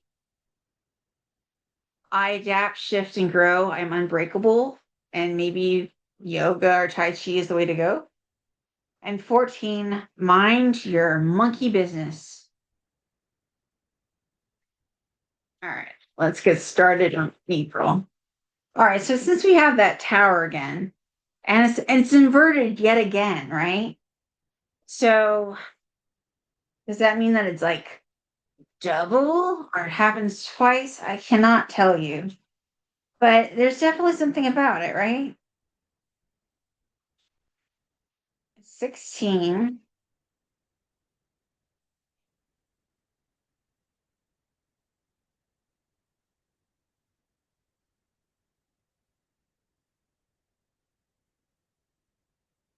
Keywords: change, destruction, chaos, trauma, sudden upheaval. The crystal is a black tourmaline, which I'm a big fan of. Grounding, protection, absorbing negativity. Symbolic, healing and guidance. Lightning, destruction, force of nature, transformational energy. The tower itself is chaos and fragmentation. There's a cross on it, so there's faith and hope. There's also a bridge. It's considered a bridge into places and into like parts of life. Safety, escape, guidance. There's statues in this. Loss of knowledge, perceptions, belief systems.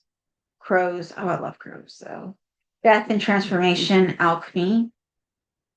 And the reverse message, I'm going to hold it up while I read this. As the others fall. The present trials and tribulations are proving very difficult to handle.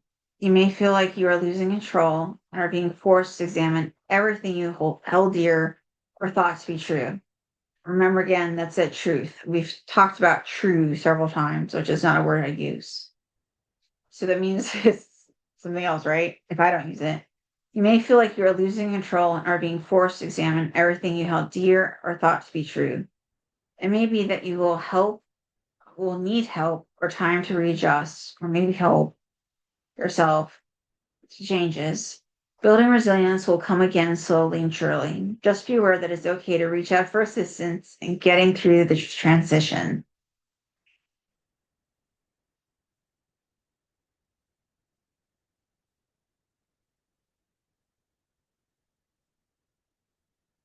All right. Strength holding us together. Let's see what they have to say. I love the Wee Moon deck, the deck. I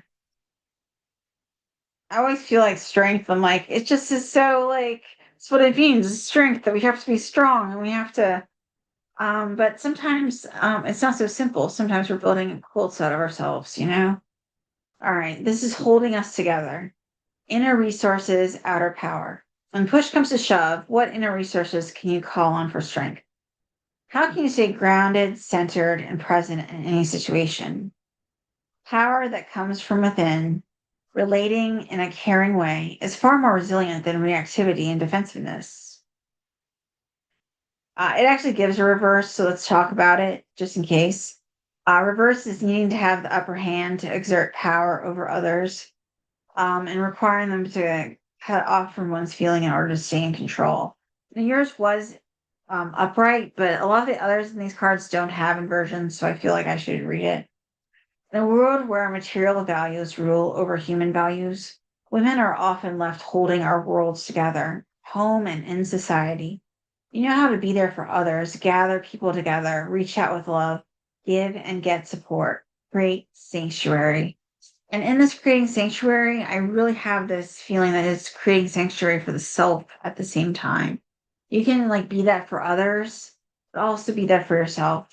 Um, and sanctuary is the name of painting. All right. Ace of Cups. Um, Always sort of watery. Aces are like the beginning of, a cycle again of emotions. And it looks like what's interesting is that Scroll is putting a pentacle into it. So there might be something material at the same time. This is interesting. I never noticed that before.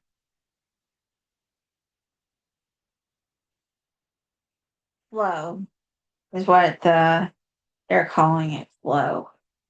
Meaning, you have it upright, so emotionally open, truth, healthy, emotional state, rise and fall without attachment, an open heart, receiving gifts as a pinnacle, receiving gifts, the pleasure of emotional freedom, empathy, love, and outpouring of emotion. I'm going to read the shadow just because I've been doing it for everything else. An inability to experience emotions, feeling closed off, held hostage by recurrent emotions, lack of empathy, chemical imbalance, depression, slave to emotions, extreme remorse and sadness, despair, melancholia that won't dissipate. Take in an emotion you feel and bring it out of your body and into the mind's eye. Examine it, learn from it. This is like just beginning in April to be out of darkness. So this might be where Kim's like being like, sun is important. Okay. I'm a sunlight person. All right. And then we have the Seven of Swords. I'm going to be good at this by the time I'm done, aren't I? Okay. Let's get this up here. Seven of Swords. This card represents what we keep hidden. It may be a secret, something we know we should not be revealed until the right time, or information is better left unspoken.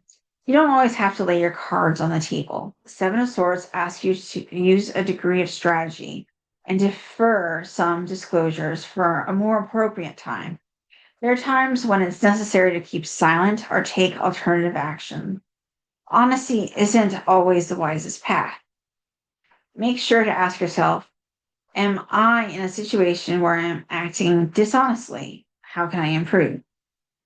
Something is hidden, yet it's silent doesn't mean that it lacks magic. I have no idea what that means, but it sounds Kind of cool. Now this is the one where I had pulled two from this deck because I felt like it was, one came and it was just necessary to continue with it.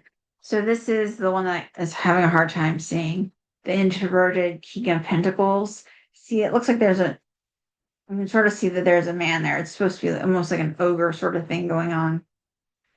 I wanted to flip it back, and I don't know if that would be important or not, but like somehow I'm turning it back.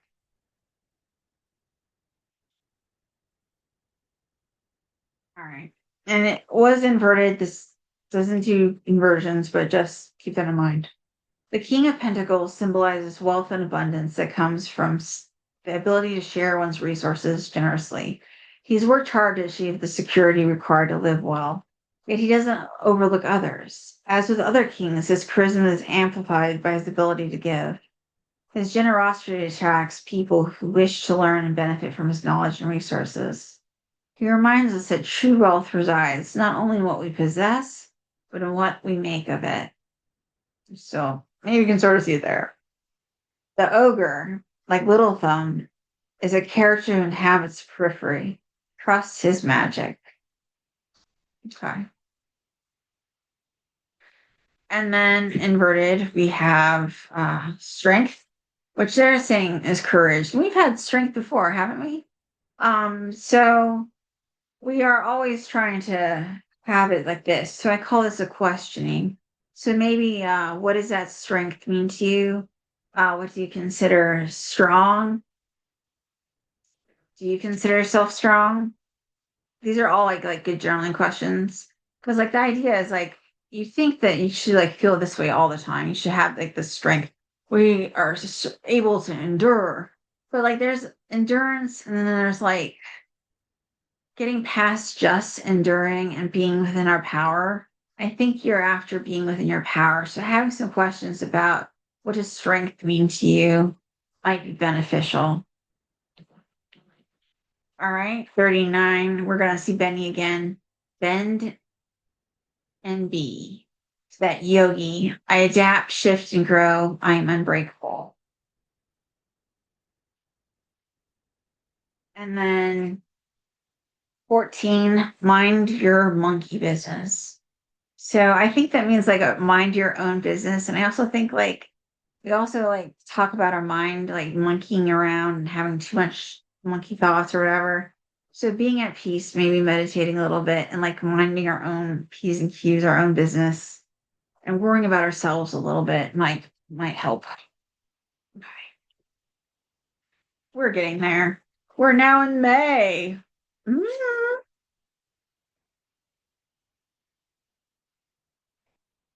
I just realized it's 10:44 p.m. here. I've been doing this for a long time.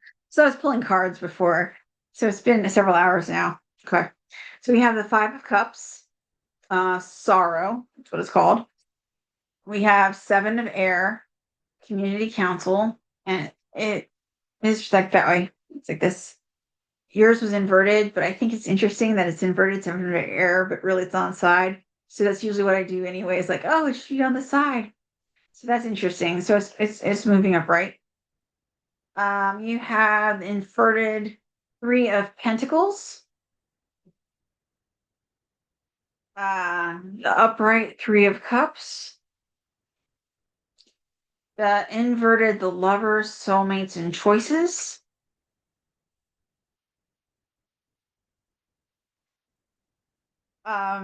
Benny is in a tangle. I am strong, fierce, capable, and free. So he must have to free himself from those ropes. And then you have 32 become a wonder hunter. That rabbit. All right, let's see what this can be. All right. Five of Cups. I find it interesting that it's sorrow, but like I said, like, those odd numbers are always sort of an issue. And since we're in cycles, if you begin with the ace and you go to the 10 of cups, this is the midway point. So you can feel like it's that climax of where you're like, what's going on? What's going to happen?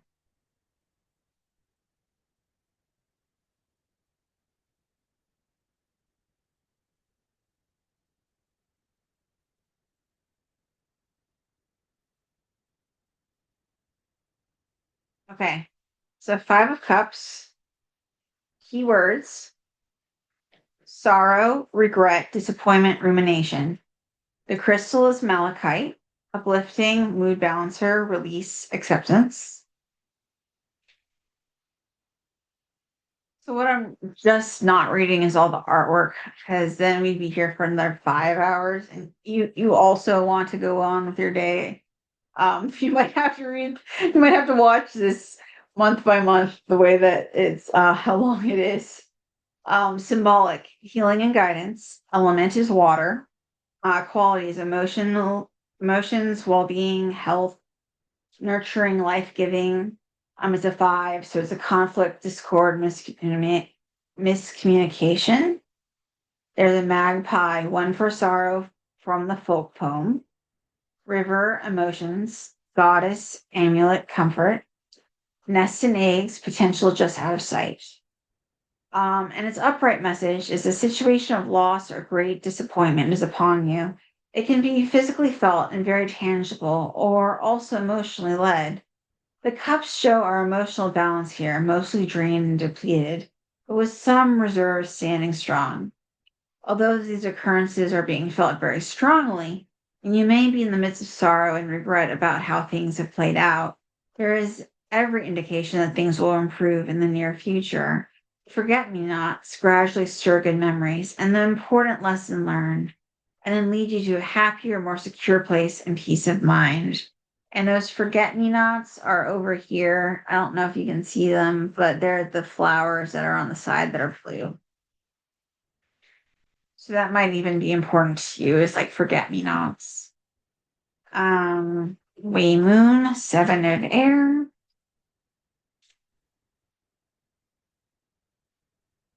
We haven't had a lot of air and fire, I don't think. All right. 7 of Air, Community Council. And it is calling to read it like this. Okay, that's what it says. And the name of the painting is The Future is Female, by Shabar Cheer Freeman in 1998. Speak your mind, listen, communicate, and honor different perspectives.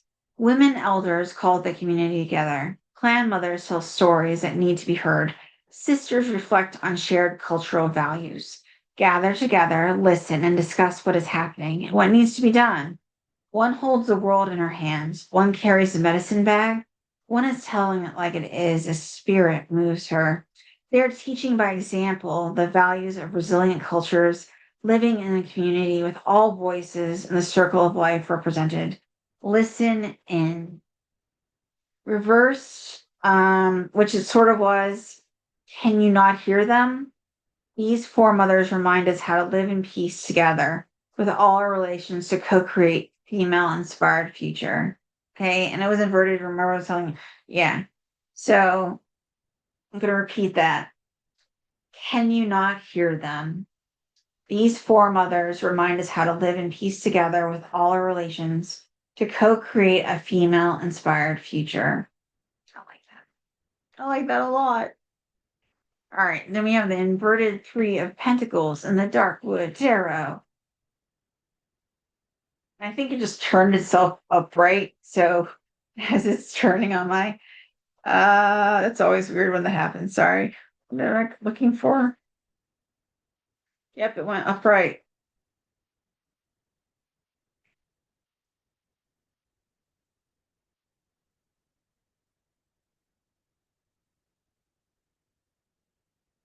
It's interesting that they're apple seeds. I think these are apples that are pentacles. That's why I slice them for when I'm doing uh give me a second. Like when I do like my simmer bowls and stuff, I have apples that are sliced. I haven't, because it's a waste right now with food prices so high here in the United States. I don't know if it's everywhere, but in the United States, it's gotten pricey. So like we have to like I give away the food instead of doing the simmer pots. Um, Good or bad. I'm gonna read both. I'm gonna start with shadow because we started with the shadow.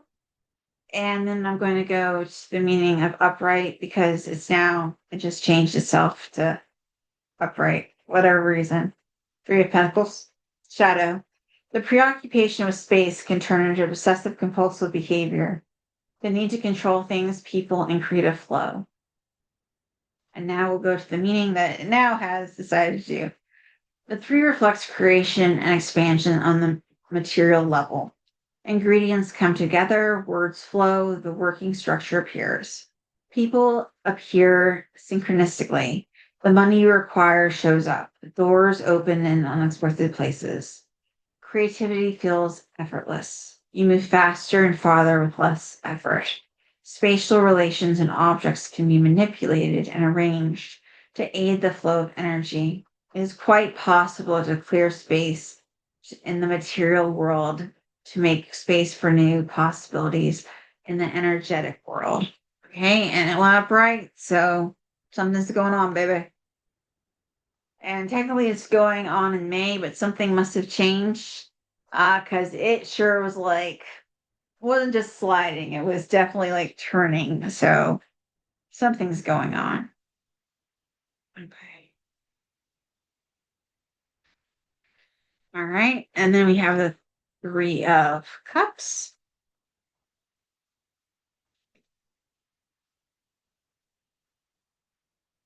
Close.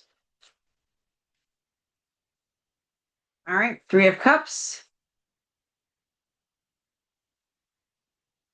If the previous card asks you to open yourself to kindred spirits, this card asks you to celebrate that collaboration, enjoy sharing with those you feel close to.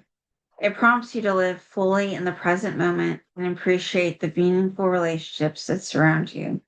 This card serves as a reminder of how important it is to nurture friendships and cultivate authentic connections. It urges us to remember that happiness is greater when shared and that positive relationships can bring a sense of accomplishment and fulfillment. Your chosen family may not necessarily be your blood family. Emotional connections lead you to those who you love. Spend time with them. It's a good message. Spend time with them. And then you have the inverted lovers. Okay, and lovers, it says soulmates and choices. And I don't think that that is like a negative, like, oh, you don't have a soulmate or a choice or whatever, you know, right? All right. But it might be romantic. It might be asking more questions again, right? What is choice? What is a soulmate? Is it just companionship? Is it really romantic love? All those things. And it might be asking to deepen a bond. And that can be a bond within yourself, the lovers that with the lovers that are within you, or it could be like a physical manifestation. All right. In a tangle 4, I am strong, fierce, capable, and free.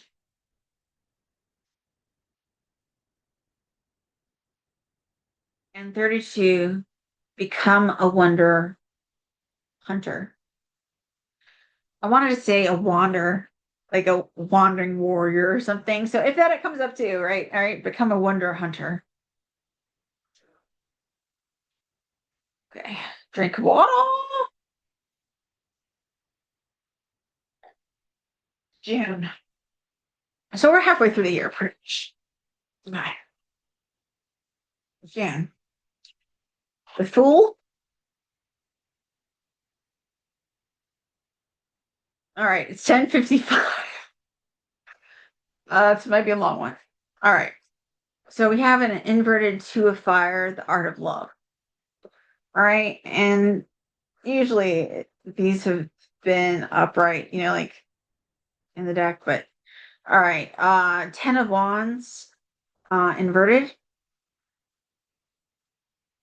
The devil, inverted, but this is the one that I think that doesn't have inversions. In June, we're getting into summer if we're staying seasonal. Then we have the 3 of Pentacles, inverted, effort and teamwork.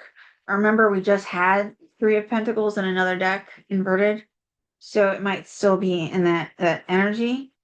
Benny says 11, be decisive, vote. I'm the leader of my life. And 44, always settle for more. All right, let's get into this. The Fool. Well, the Fool is always, the very first card of the major arcana. We're always sort of like, I always feel like it's like going off to battle. Though a lot of people are like, it's going off on an adventure. Very much like the Bilbo Baggins, right? Goes out the front door onto the adventure, sort of foolishly, you know? There's an innocence to it. You don't know what's going to happen. Um, let's see what the book actually says, but it's probably like pretty close to that.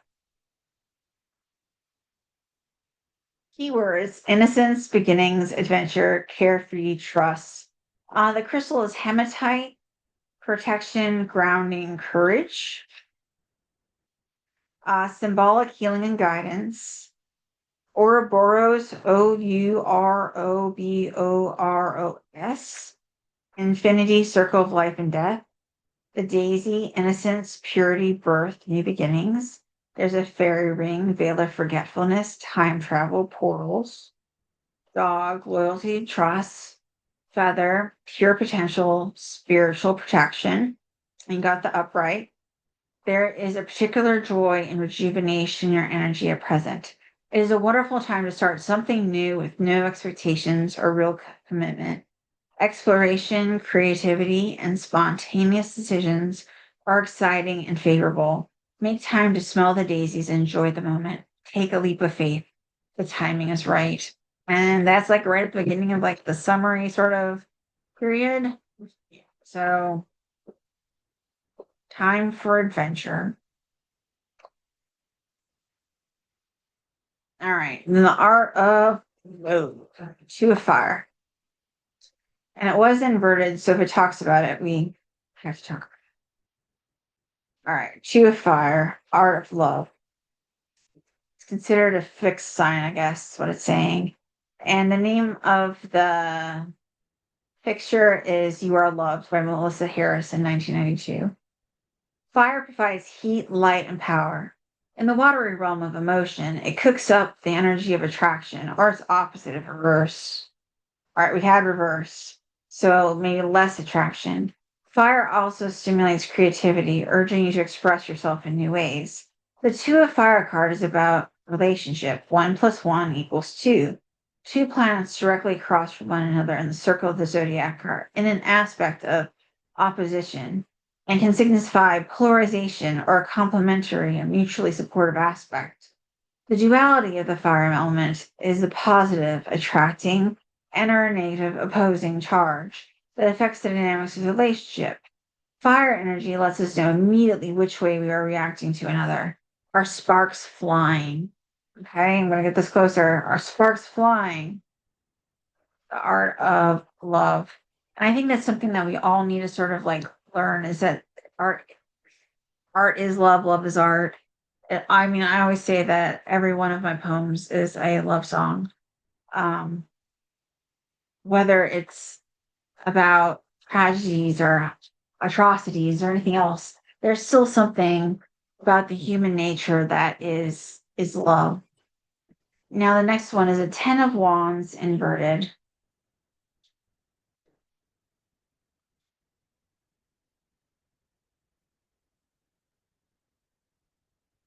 All right, I'm gonna hold it up and then inverted. It's really a dark card, so it's hard to see. You can see the person there that sort of has a wand. Demonic fire. Okay. I'm going to read both the meaning and the shadow. The shadow is inverted. A goal achieved, a cycle complete, gathering time. Relax, a plan for the future, time for renewal, a job well done. A new cycle awaits, rest now. I think that's what you need. I think what comes next is what will tip you that way. Does the weight of the world rest on your shoulders? Do you feel the need to be on all the time?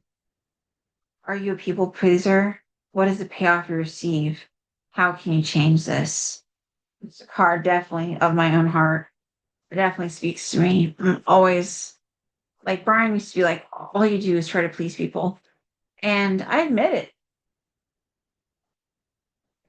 I didn't understand how to be anything else. I'm not chugging my water. I didn't understand how to be anything else. But I'm finding myself not waiting as much. And like in that way, I'm not people pleasing as much. I'm not allowing them to take complete control of my life, right? Refusing to wait. So he is always about going slow and he drags his heels, and I've stopped waiting for him. He can go on my adventure if he wants to. He can be part of my story, but he doesn't write the story. Same deal as sort of like with life. And that's what I get out of that. All right. Inverted the devil.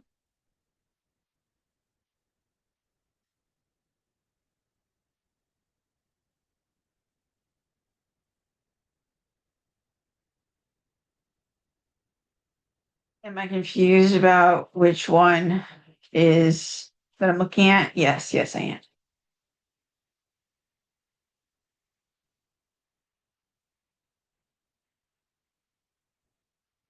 All right. I have to like get myself back on track. Okay. It's a woodland fairy tale. I was like, which one is it? And this is a story of red shoes. Belladonna. The red shoes in Hans Christian Andersen's fairy tale symbolize temptation and destructive desire embodied by the card of the devil. In the story, Karen, a girl who receives red shoes as a gift, becomes a slave to her desires. The dancing, uncontrollable, and exaggerated movements that the shoes force her to do recalls the obsession taking hold of us when we're overwhelmed by selfish desires. The shoes are red like blood and passion, which, if we learn how to manage it, can also set us free. The chain with which the devil enslaves his minions has a wide mesh because there can be liberation from any dependency. Belladonna, the poisonous plant that blurs vision, represents what happens when we let ourselves blindly follow our obsessions and lose a clear view of the world. I'll try to get that a little bit closer. You only see those red shoes. You must enjoy what you like without letting yourself be overcome by things. Preserve your freedom. Okay. Preserve your freedom. And then you have the inverted Three of Pentacles. It's saying effort and teamwork. So maybe ask yourself some questions about where you are as a team player. And definitely, like, since you keep getting things about being sort of the self and like not necessarily being a people pleaser, maybe it's not just about teamwork, or maybe it's about having teamwork and not just taking it upon ourselves, but also like allowing ourselves to be part of a team. Yeah, that's what I'm getting. Effort and teamwork. You already have the effort. So I feel like it's about not doing it yourself, at least not completely. You can take credit for it yourself. Maybe not everything completely. All right. 11, be decisive. And that's his vote. I am the leader of my life. So I figure if I put these in order and I can like stack them, I can just put them in their boxes and go to bed. It's been raining all day though, and it's going to be freezing here. So I can't leave and tomorrow until it's sunlight anyway. So I feel like this is like my little like staying up time. And again, I'm still not in pain, so I'm really excited because I'm like, well, maybe this is big enough deal, a big enough distraction, a big enough whatever to like keep things going. All right, 44. Always settle for more. I really like that.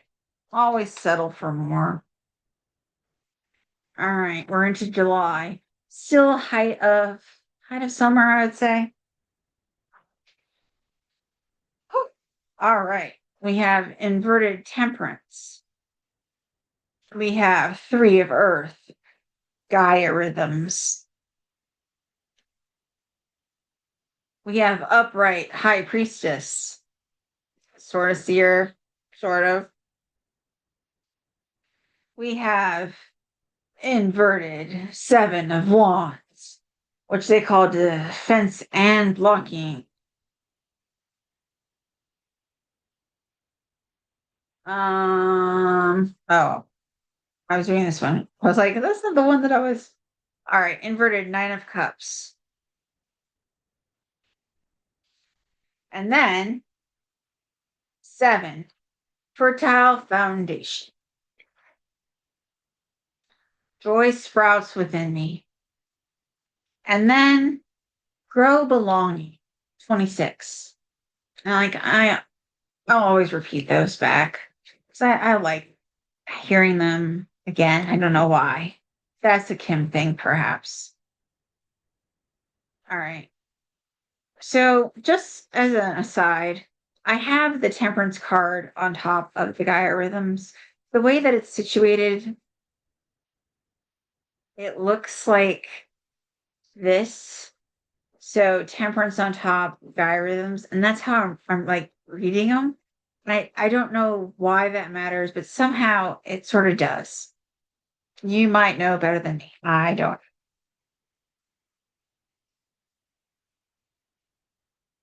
All I've got to say is that I really wish that I did Roman numerals more because it's like 14. And no, it's not going the wrong direction.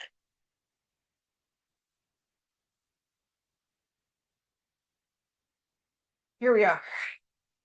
I'm gonna have you look at it upright.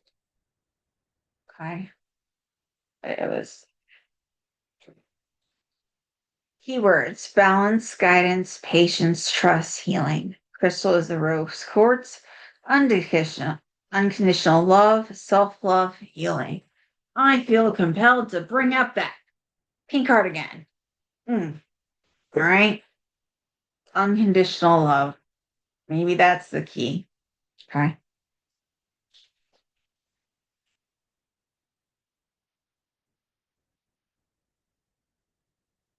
Okay. Isis, represented by an abstract Ankan eye on her forehead, brings beauty and sacred to all things. Allow yourself to see the world through her eyes. Kuan Yin, represented by the water lily, brings compassion, mercy, and forgiveness. Her gifts are truly aligned with this card, in which she softens and tempers all actions and beings. Bridget, represented by the corn cross, brings gifts of protection, wisdom, inspiration, healing. Keeper of the sacred flame and holder of knowledge, she will turn the pages when they are ready to be shown. Magdalene, represented by the cross and her embodiment of the main figure, brings emotional consciousness, feelings of institutions. She can show feelings from deep suffering to euphoria, and that tempering these emotions can be a key to ascension. Now it was reversed, a pointer to some imbalance requiring attention, and a call to slow down and to be more conscious in each moment. That's sort of like that meditation still. You may need to give time over to healing and self care so you can move into a more peaceful state of being. Focus on your heart center and consider the gentle qualities of rose quartz and your realignments and meditations. Okay. All right. Three of Earth Gaia rhythms.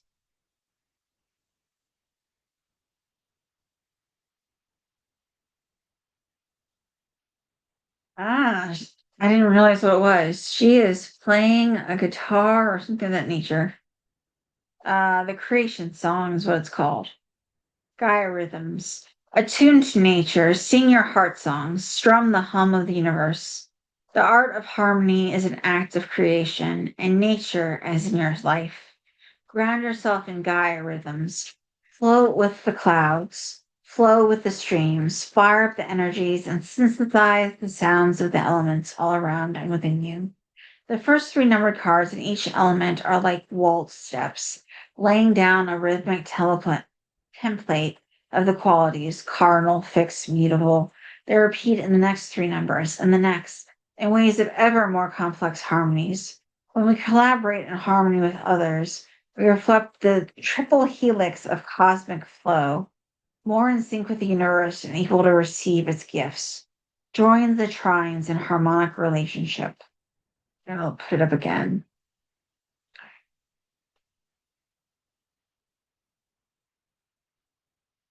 And then it's 11:11 p.m.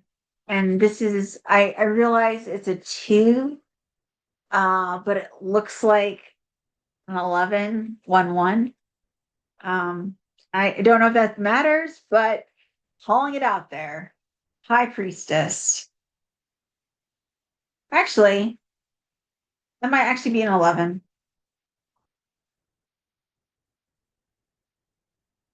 Indeed, it is. No, it's not.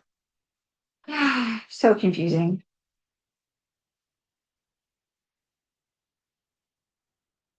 2, High Priestess. All right, I was right in the beginning. But then I got to 11 and I was all excited. The High Priestess is the archetype of the authentic self. You are the divine whisperer of the universe. That's kind of cool. Okay, I'm just gonna read it because it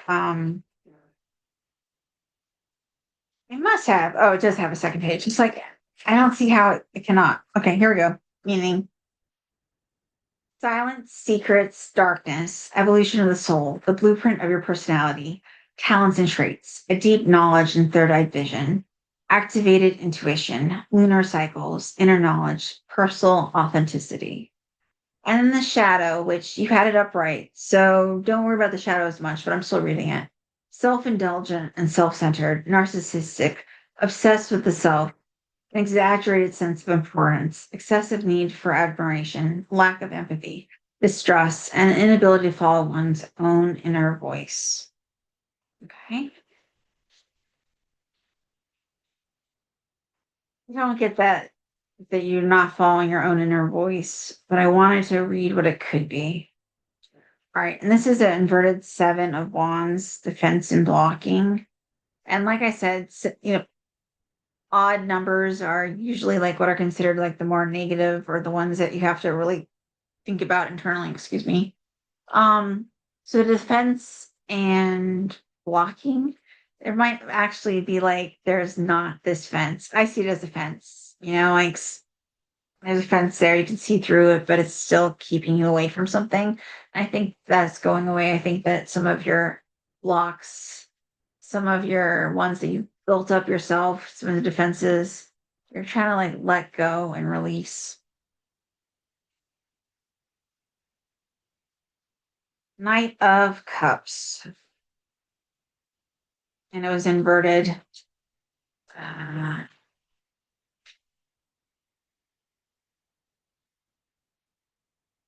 so just remember that it was inverted. This is the deck that there's like one deck that cares and one that doesn't. And the Knight of Cups symbolizes the energy of movement of love.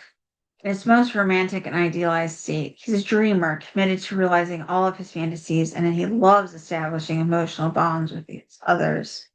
When you encounter this card, you may meet someone who could make your heart beat faster. Be aware, however, as the knight is often impetuous and overly idealistic.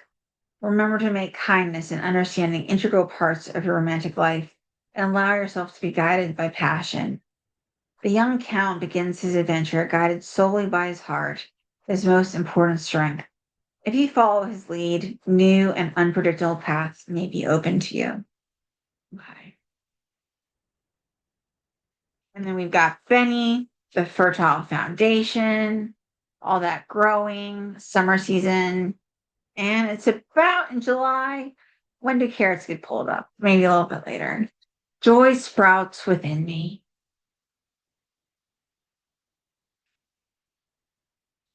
And then 26, grow belonging.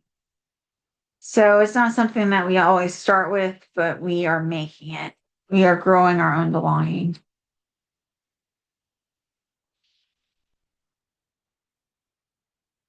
August. Now getting into the end of summer, beginning of fall. Okay. Inverted Queen of Swords, the Diamond Queen, inverted, but usually doesn't matter. Uh, The Hermit Cone Wisdom. I'm going to keep it inverted just in case it says something, and then I'll remember. Inverted Knight of Cups. Upright Knight of Swords. Inverted Eight of Pentacles. Wake and Effort. Oh, you got two of these cards by accident, at least on mine. Inverted inverted three, the Empress, growth and expansion. So inverted. Um, Belonging, family. I am true to myself and loved as I am. And 30, flaunt it. Look at that peacock. Flaunt it. All right. Let us get into August. This calendar curses. So if you don't like cursing, sorry. August, hot as Satan's asshole. There you go. That's what you needed to know. It's your whole reading, right? Yeah.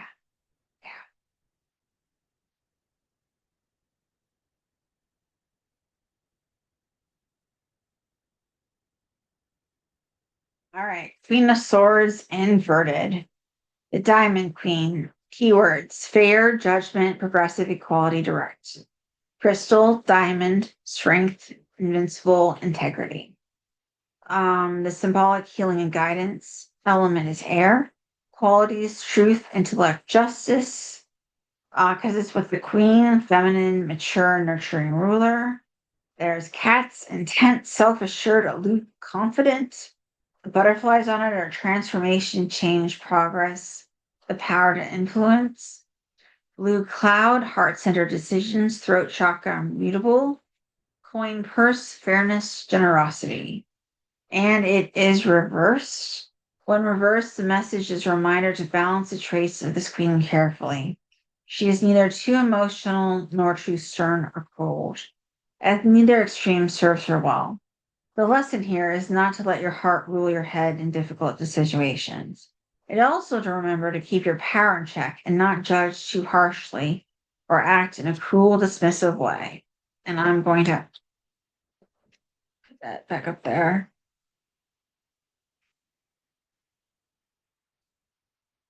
And then in the Way Moon, we had it inverted, but I don't think it matters. The Hermit or Crone, wisdom. And the name of it's a Jewel of the Night is what the name of the painting is. Let's get it out, see what it has to say.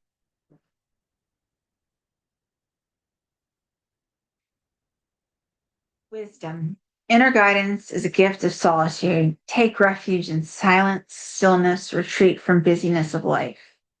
Do you need to take time out, set boundaries, rest and recoup? The wise old owl can see in the dark. Her eyes are beacons of light, searching in all directions at once. Night owls are most creative in the dead of night. Who may be guiding you to hit the pause button. Even if it takes a worldwide pandemic to send us all to our rooms for some alone time, it may be wise and timely intervention right now to slow down, turn inward, stay home, and reevaluate how to relate to those closest to you and to all others. It's interesting. This one obviously must have been created right after the pandemic because, I mean, it keeps having the pandemic being mentioned. Um, I think that for a while, it's like I still am terrorized by it. You know, my cousin died um, of the coronavirus, so like I have a lot of fear with being ill and not having control, and something that I personally am working on. But like, I think it's interesting that this deck keeps bringing it up. All right, inverted Nine of Cups,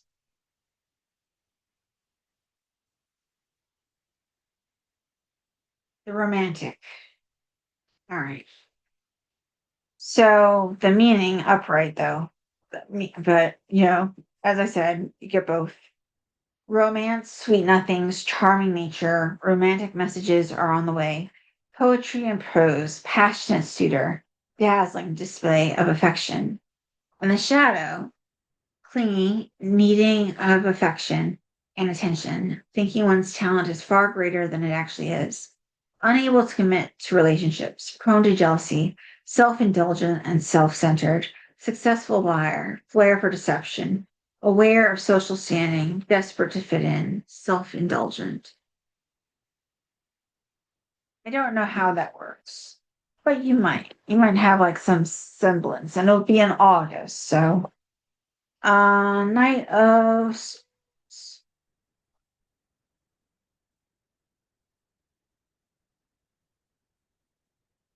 Okay. We're getting there. We're in August, right?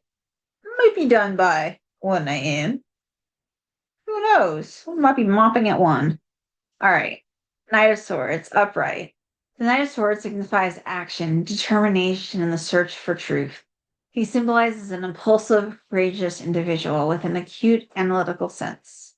His attitude is solution based and focused on his ideals. He acts without hesitation, guided by his vision. This rationale and cutting approach can at times be hurtful. It's also necessary to carefully consider what surrounds your goal and act with the required diplomacy. The prince does not allow himself to be frightened, not by spells or brambles. Maintain your focus by staying inspired. I like that. All right. And then this inverted Eight of Pentacles, work and effort. I think you put in plenty of work and effort. So it might just be calling you to not put as much in, relax a little. The work and effort are there, but at times it doesn't matter how much work or effort you're putting in if you're making yourself even crazier. So this might mean taking a slight break, a pause, and maybe just putting in a little less effort and like making it go farther. You also got the bonus card, as I call it, the Empress. We've had the Empress before, or I guess it was the Priestess, but I get the same very much energy from it. Growth and expansion. Now it is inverted, so I think it is a question of like what will make you have growth and expansion so that you are this person, that you are the Empress, the Queen, the all ruling, all knowing. And then you have family, 30 belonging. You got Benny and all of his family. I still don't know what the machine is doing. I am true to myself and loved as I am. Okay.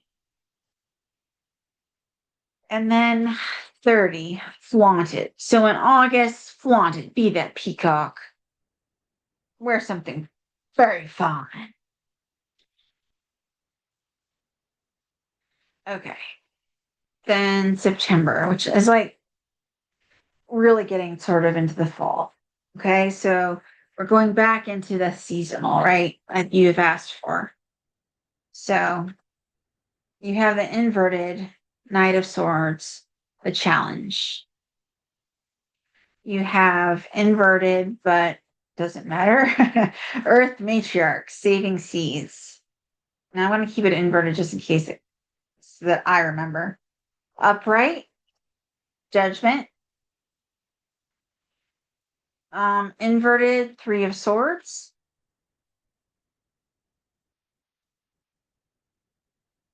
Inverted death. They say transformation. Inverted death. So I always find that as like a faster transformation. 41, tenderness. It says yummy tea. And 22, own your star. Okay, let's get into it. And September, um, I don't know why, but it made me look at it again. But basic bitch season. Um, I had this planner last year and I loved it. It makes me laugh. This one has stickers, so I finally see like stickers and like it'll be on something and it's gonna say fuck it. And I'm like, yes, sounds like a great like reminder of taking in your own value.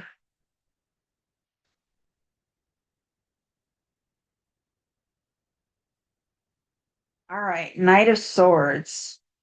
And I'm going to show it to you upright just so you can really see it. The other one's twisting. Throne is twisting. Right. But yours is like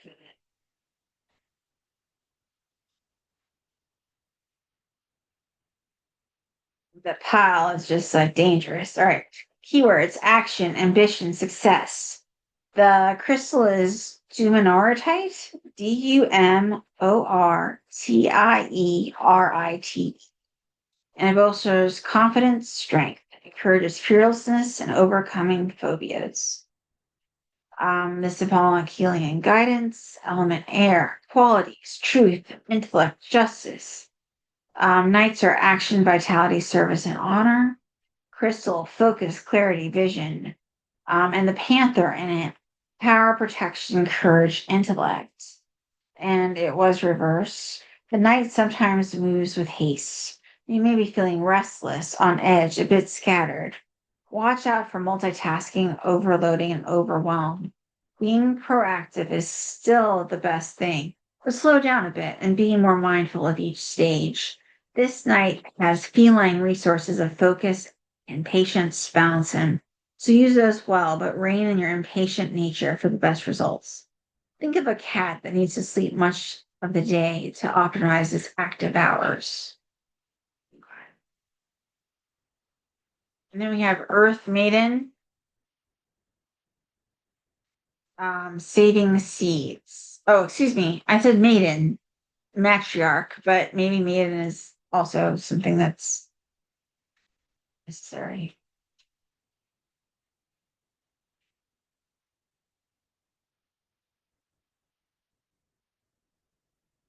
All right, Earth matriarch.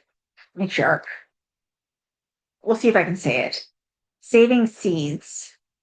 And it's called Wolf's Milk Udagon from Weaver's Oracle Journey Cards. Saving seeds for the future generations. An Earth matriarch is a strong foremother of her clan. She has lived through a lot and wants to pass on what she has learned to the ones who come after her so they can continue to survive the future ups and downs and thrive for generations to come. She is a journeywoman of many spirit paths. Right now, she is showing you her medicine pouch full of precious saved seeds that might help you with whatever struggles you are going through. Explore the depth of your soul to explore how these seeds can support what is ready to take root in your life when the conditions becomes ripe for new growth. An auspicious gift is being offered you. An auspicious gift. Okay. And then I think we've had judgment before, but I think judgment might have been reversed. Um, sorry, having a moment.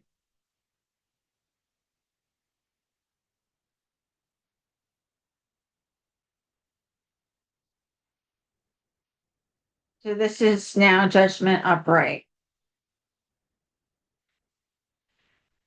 Judgment is the archetype of transformation. You have passed the point of no return. Okay, in September, you have passed the point of no return. I have a song in my head, uh, Phantom of the Opera. You know, like the no return. Mm. I'm now losing my voice. This is what happens when you use more decks than you know how to count. The choice is made, wake up call, eternal change. Nothing will ever be the same. Evolution is at hand, rebirth, heeding the call of your heart, unfolding joy. The shadow, need for constant stimulation and drama to cover up the heart of the matter, distraction and noise to hide from inner truth, refusal to change habit, stuck with ideas defining a false sense of self, placing unrealistic expectations on others. Now, I think the choices made wake up call is probably the much more accurate one, but just remember that the shadow does exist. All right. Inverted Three of Swords.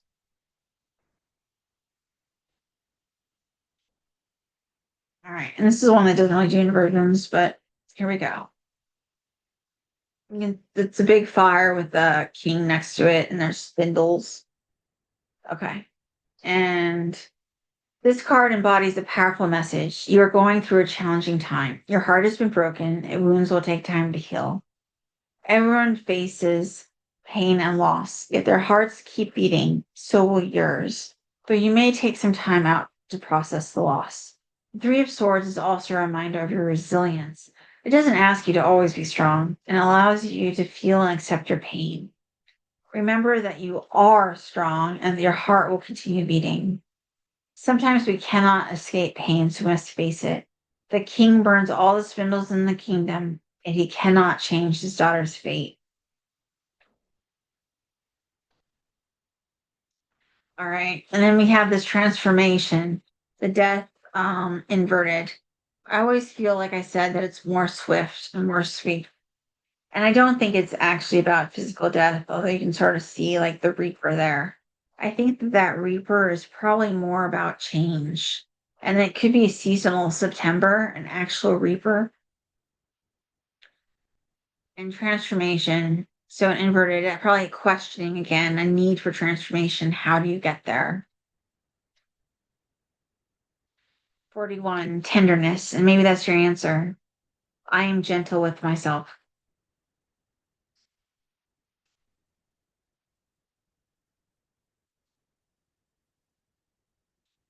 And then 22, own your star. Okay. All right, we're going to be on October. I'm going to fill up my water, so I'll be right back. Okay. It took a second. We're now in October. So we're full fall and the beginning of like, I celebrate the beginning of the year, the witch's new year or whatever, on Halloween. Okay. So we have the Five of Pentacles inverted. We have the air matriarch recycling ancient wisdom. We have the upright Eight of Cups. We have the inverted Knight of Wands. We have the upright unpredictability Knight of Wands. Like I haven't looked at these. So you have inverted and upright Knight of Wands. There you go. Maybe there's a journey left. Like I'm switching. Benny is in Las Vegas, Nevada. It says bet on you. 19. I have the resources I need to create the life I deserve. And then 5, loom like a badass.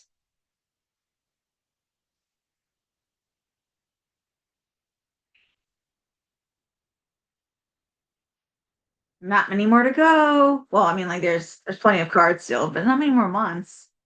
All right. So we said 5 of Pentacles. Inverted.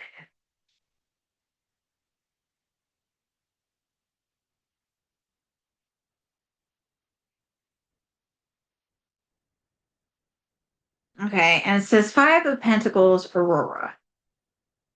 And I'm gonna get a close. Keywords: loss, abandonment, poverty, isolation. The crystal is labradorite, stress relief, divine protection, aura protection, positive energy. Element is earth, qualities, security, stability, wealth, investment, the material realm. Fives are conflict, discord, miscommunication. Labradorite is protection, healing, hope. Aurora borealis, sacred gifts, divine help. Tundra, barren, cold, unforgiving. Thunderbird, reinvent, rise up, transform. The crow, intuition, transformation. Polar bears, strength, survival. Salmon, effort, determination. Arctic fox, I can't say it. Arctic fox, trust, community. Reverse message: a difficult financial hardship may be coming to an end. Change and good news is around the corner. However, in this reverse position, we are asked to consider the deeper lessons learned from poverty and hardship. How has the incident changed you? And can you make a difference in the lives of others? Did you feel hardened by the lack of help or more determined to reach out to someone in need in the future? That's interesting because I definitely felt like when I talked to my group of 14, the mother, she was just like, I have a hard time asking for help. And I'm like, oh, believe me, like when I was homeless, asking for help was like the hardest thing ever. And my friends were all like more than willing to help, right? Please stay with me. I don't want you on the street. I don't want you in your car. I don't want you hurt. I don't want you.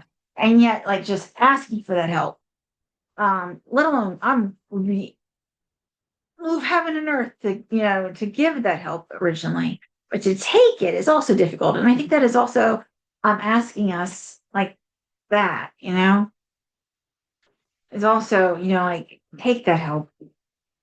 All right, let's look for the air meteor. Okay. Recycling ancient wisdom. And it's meant to be seen like that. It's called Cosmic Whispers. Keeps trying to go to me, even though I want it to go to the card. I don't understand AI.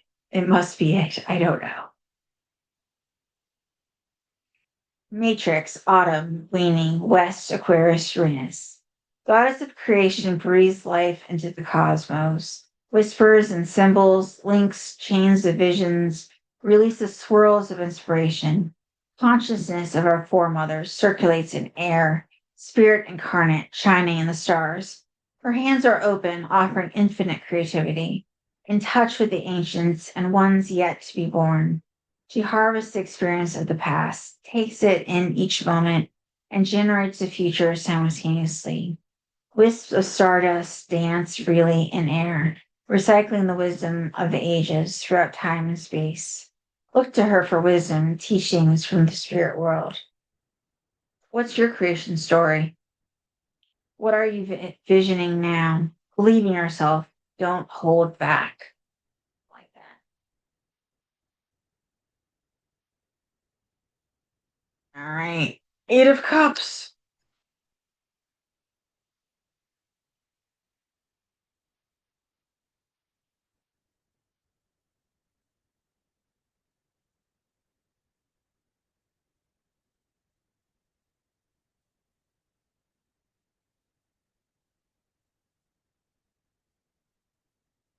All right. And the Eight of Cups, it's hard to see, but there is a slithering snake there. So it's called Slithering Snake, meaning the veil has parted, a special moment, unique opportunity at hand, leaving behind what is no longer needed, beginning ascent, bringing the experience needed, onward and upward. And then I'm going to read the shadow as well. Evolution is essential. Are you running away from a situation or avoiding responsibility for your actions? Use care. Examine all aspects of your current situation before abandoning ship, lest they return to haunt you.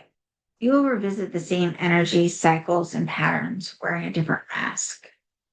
I don't know if that really applies, but I think it definitely should be read. All right. Knight of Wands inverted.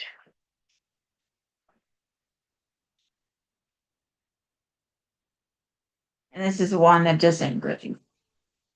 All right. So remember, it's inverted. All right.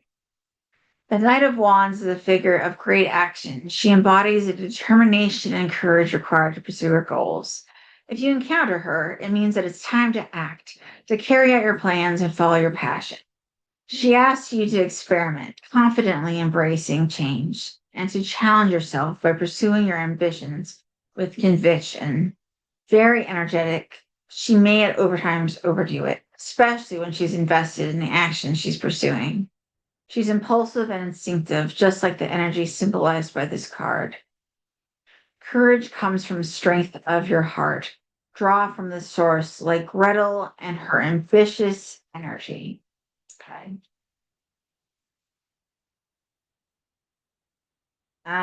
Knight of Wands. Unpredictability. Nights go forward, definitely creative. So, like, this idea of unpredictability is interesting because it's like that's again a question, even though it's not inverted. It's like going forward.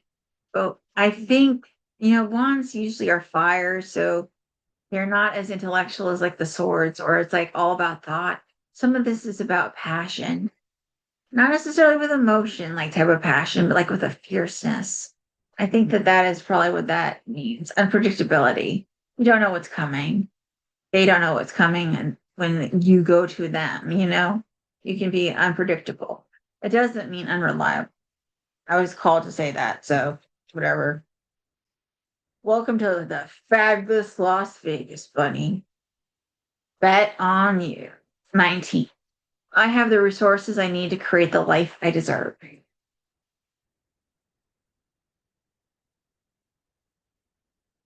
And 5, bloom like a badass. All right, now we're definitely getting into the winter months. That was October. Now we're into November. We are almost full cycle. And I'm losing cards. One just went from inversion to upright. So we'll see what it still keeps doing. All right. So you have the upright, 9 of Wands, the ascendant. You have 9 of Air. It was inverted. Prayer flags flying, but it's meant to be on its side with this artwork. Anyway. Um, Upright, Ace of Pentacles. Inverted, Queen of Wands. Upright, Karma and Legal Matters, Justice. 29, all wrapped up. Guess November, getting ready for presents for maybe December. I don't know. I'm gifted and grateful for all I receive. And then 2, trust your wings. And it's a dragonfly, which is like one of my symbols. The butterfly and the dragonfly are like my Brian symbols. So I always smile when I see them. So if you ever see me go, oh, it's like those butterflies on one side and anyway, always make me smile. November is his birthday too. So makes me smile more. All right. I'm like, let's get this show on the road. Kim needs to sleep. It's 11:46. I'm actually feeling more awake now than I was earlier. Okay, 9 of Wands.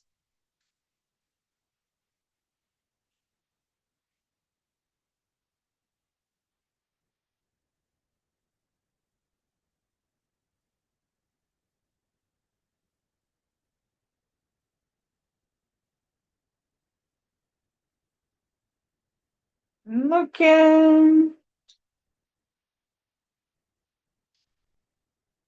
Okay.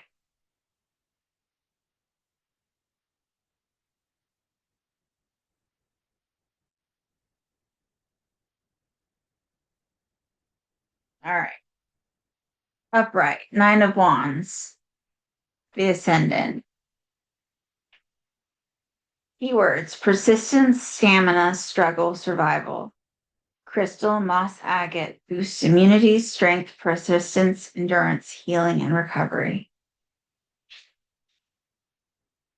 Element is fire. Qualities: warm, energetic, charismatic, creative, purposeful, positive, ambitious.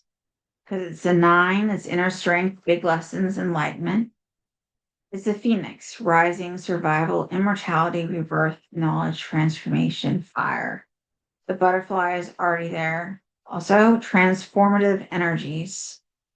Upright message. Just when you think the challenges are too much to bear, the 9 of Wands asks you to trust, surrender, and carry on. Somehow you'll feel the urge of inner strength and motivation to make that last effort. In the greatest of tests, you are being prepared for the ultimate rewards. Although you're exhausted and only able to concentrate on getting through the next step. The way is being paved for peace and true awakening. I like that. True awakening. All right.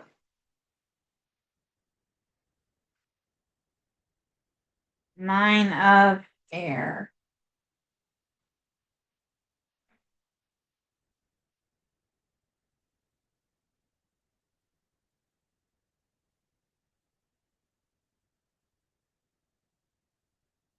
Prayer flags flying. And it's the painting's called Remembering Joy. Send prayers of peace out into the world on wings of joy when we need it most. Greet each new day with prayers from your heart. Stretch your arms wide like a bird spreading her wings. Let your spirit soar. If this card shows up reversed, which it was sort of like a weird thing, remember that over focusing on the negative contracts your energy and limits your range of positive responses.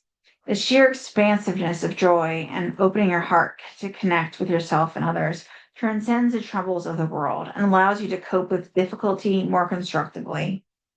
Number nine is the synthesis of 3 rounds of creative spin in the air element.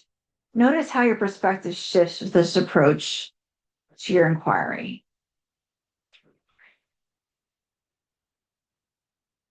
All right, and then we have the Ace of Pentacles.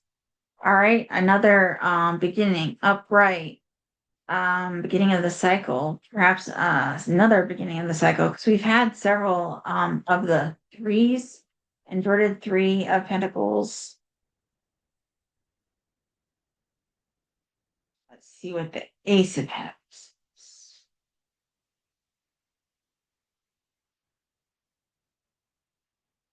If I can find it. There's always that. Okay. The world in a grain of sand is what it says. Kind of like that. The world in a grain of sand. Okay. Meaning, and this is upright, so this is like the major meaning for us.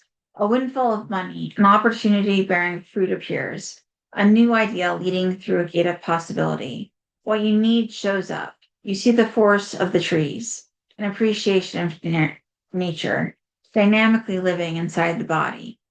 Shadow, the refusal to allow something natural and new to emerge, refusing to take the gifts that are offered to you, ignoring important signs and omens, taking what you have for granted, expecting more without appreciating what you have nothing fills the dark hole within you.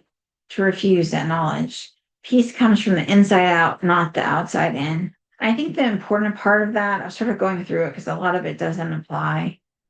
At least I don't feel it is ignoring important signs and omens and refusing to take the gifts that are offered to you. Those seem to be the only ones that seem sort of relevant to that. It's like this idea of dynamically living inside the body is also really cool.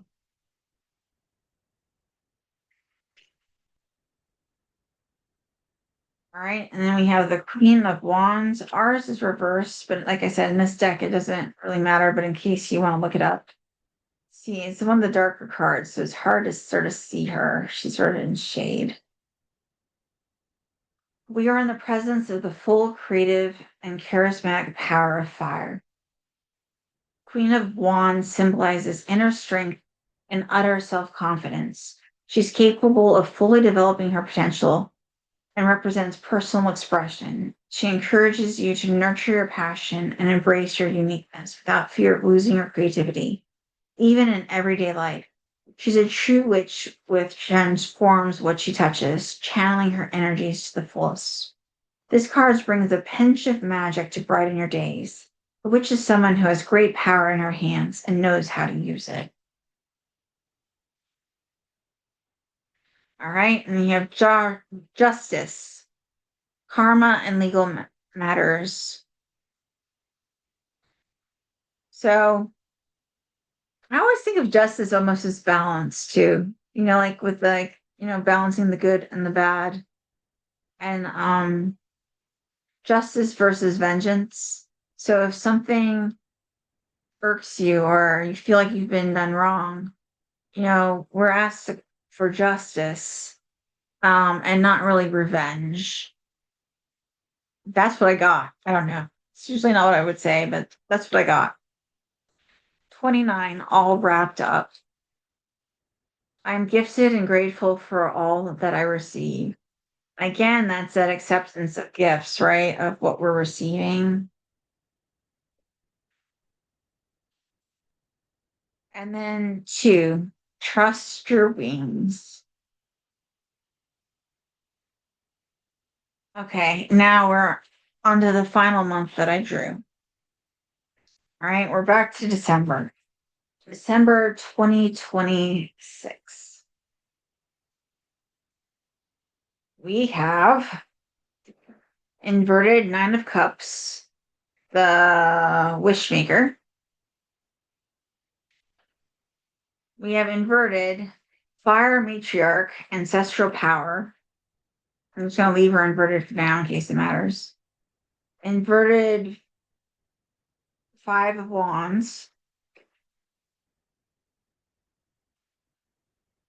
Inverted Queen of Swords.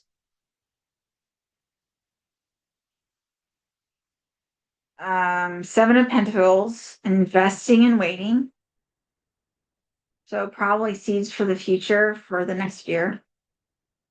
34, inspiration. I vision, enthusiasm are lifting. And 29, bless your lovely self. And my December calendar that we're ending on says deck the fucking halls. All right. Before I lose my voice, I'm going to get through this. All right. 9 of Cups.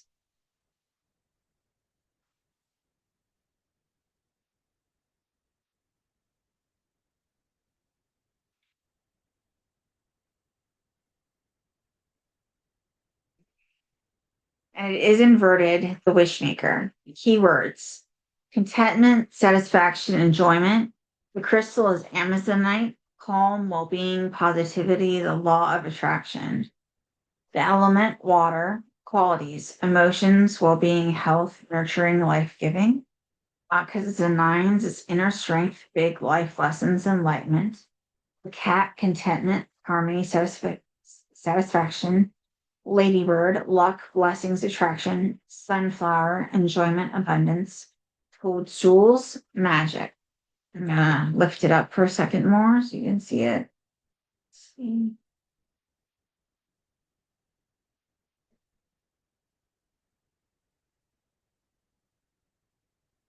Even while everything seems perfect on the outside, there might be lingering discomfort, disbelief, or self doubt inside.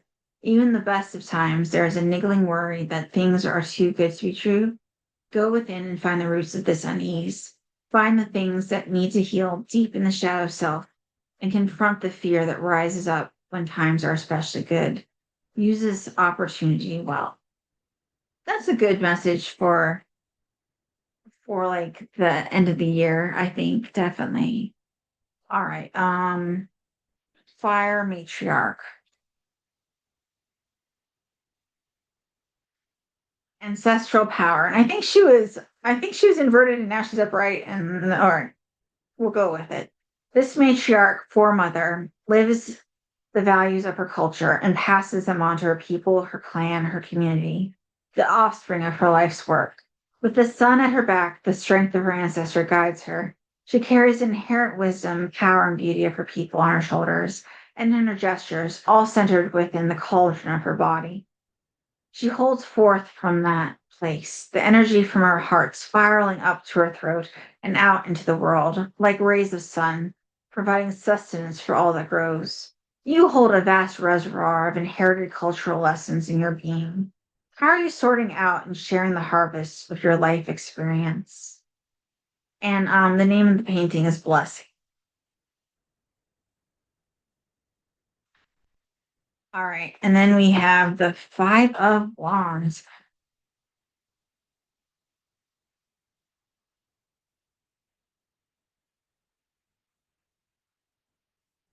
Flash of the Fairy Folk.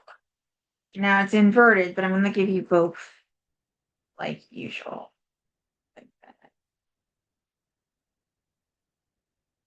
Conflicts and lively debate, confusion as to how to proceed, agitated people in the family or workplace, combustible energy, passionately spreads to others, action.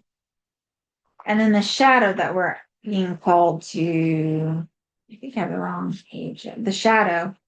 What are you fighting for? Are you swept away and affected by group thinking and reaction? Do you surrender to the power of anger when provoked? Anger provides false strength. It is possible for you to remain calm, even in the face of adversity. Can you surrender to a situation? That's interesting. Can you surrender to a situation?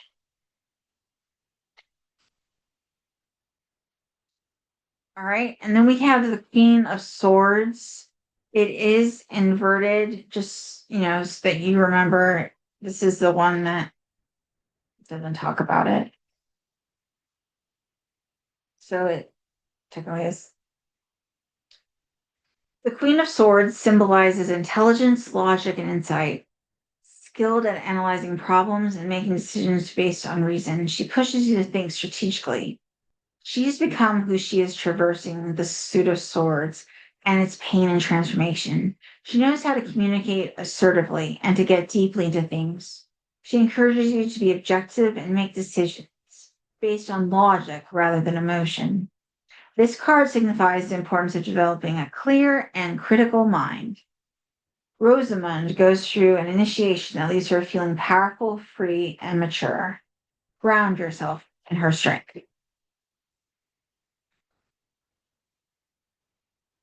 All right. And this investing and waiting, Seven of Pentacles. I definitely see this as like almost like seeds. I know it's above, like that you can see that they're on the tree is almost like leaves, but I see them, especially in December, as them being in the ground again. And then we're having that sort of cyclical image of seeds. So the material is waiting for us. We put seeds in the ground and then we reap it later. So I think that's why the investing and waiting. And of course, it can be literal, that you put money in and you invest and you see what happens and then it grows. Your bounty, right? 34, inspiration. This is a very American image, but we need that right now. My vision and enthusiasm are uplifting. Your final card, 29. Bless your lovely self. I think that is a great, great end. Okay, so that's December 2026. Who knows what will happen in 2027, but there you have it. Okay, so I hope that you have had a good time. I'm hoping that you probably like broke this up because this is a long, long reading to listen to and to watch. So have a wonderful, wonderful, wonderful week. I hope to see you soon. If you're watching this later, have a wonderful year. I hope it went well. Be well, stay well, enjoy yourself. Put those seeds out there in the ground or in the sky, stars, look through the keyholes, and have a great day. Thanks.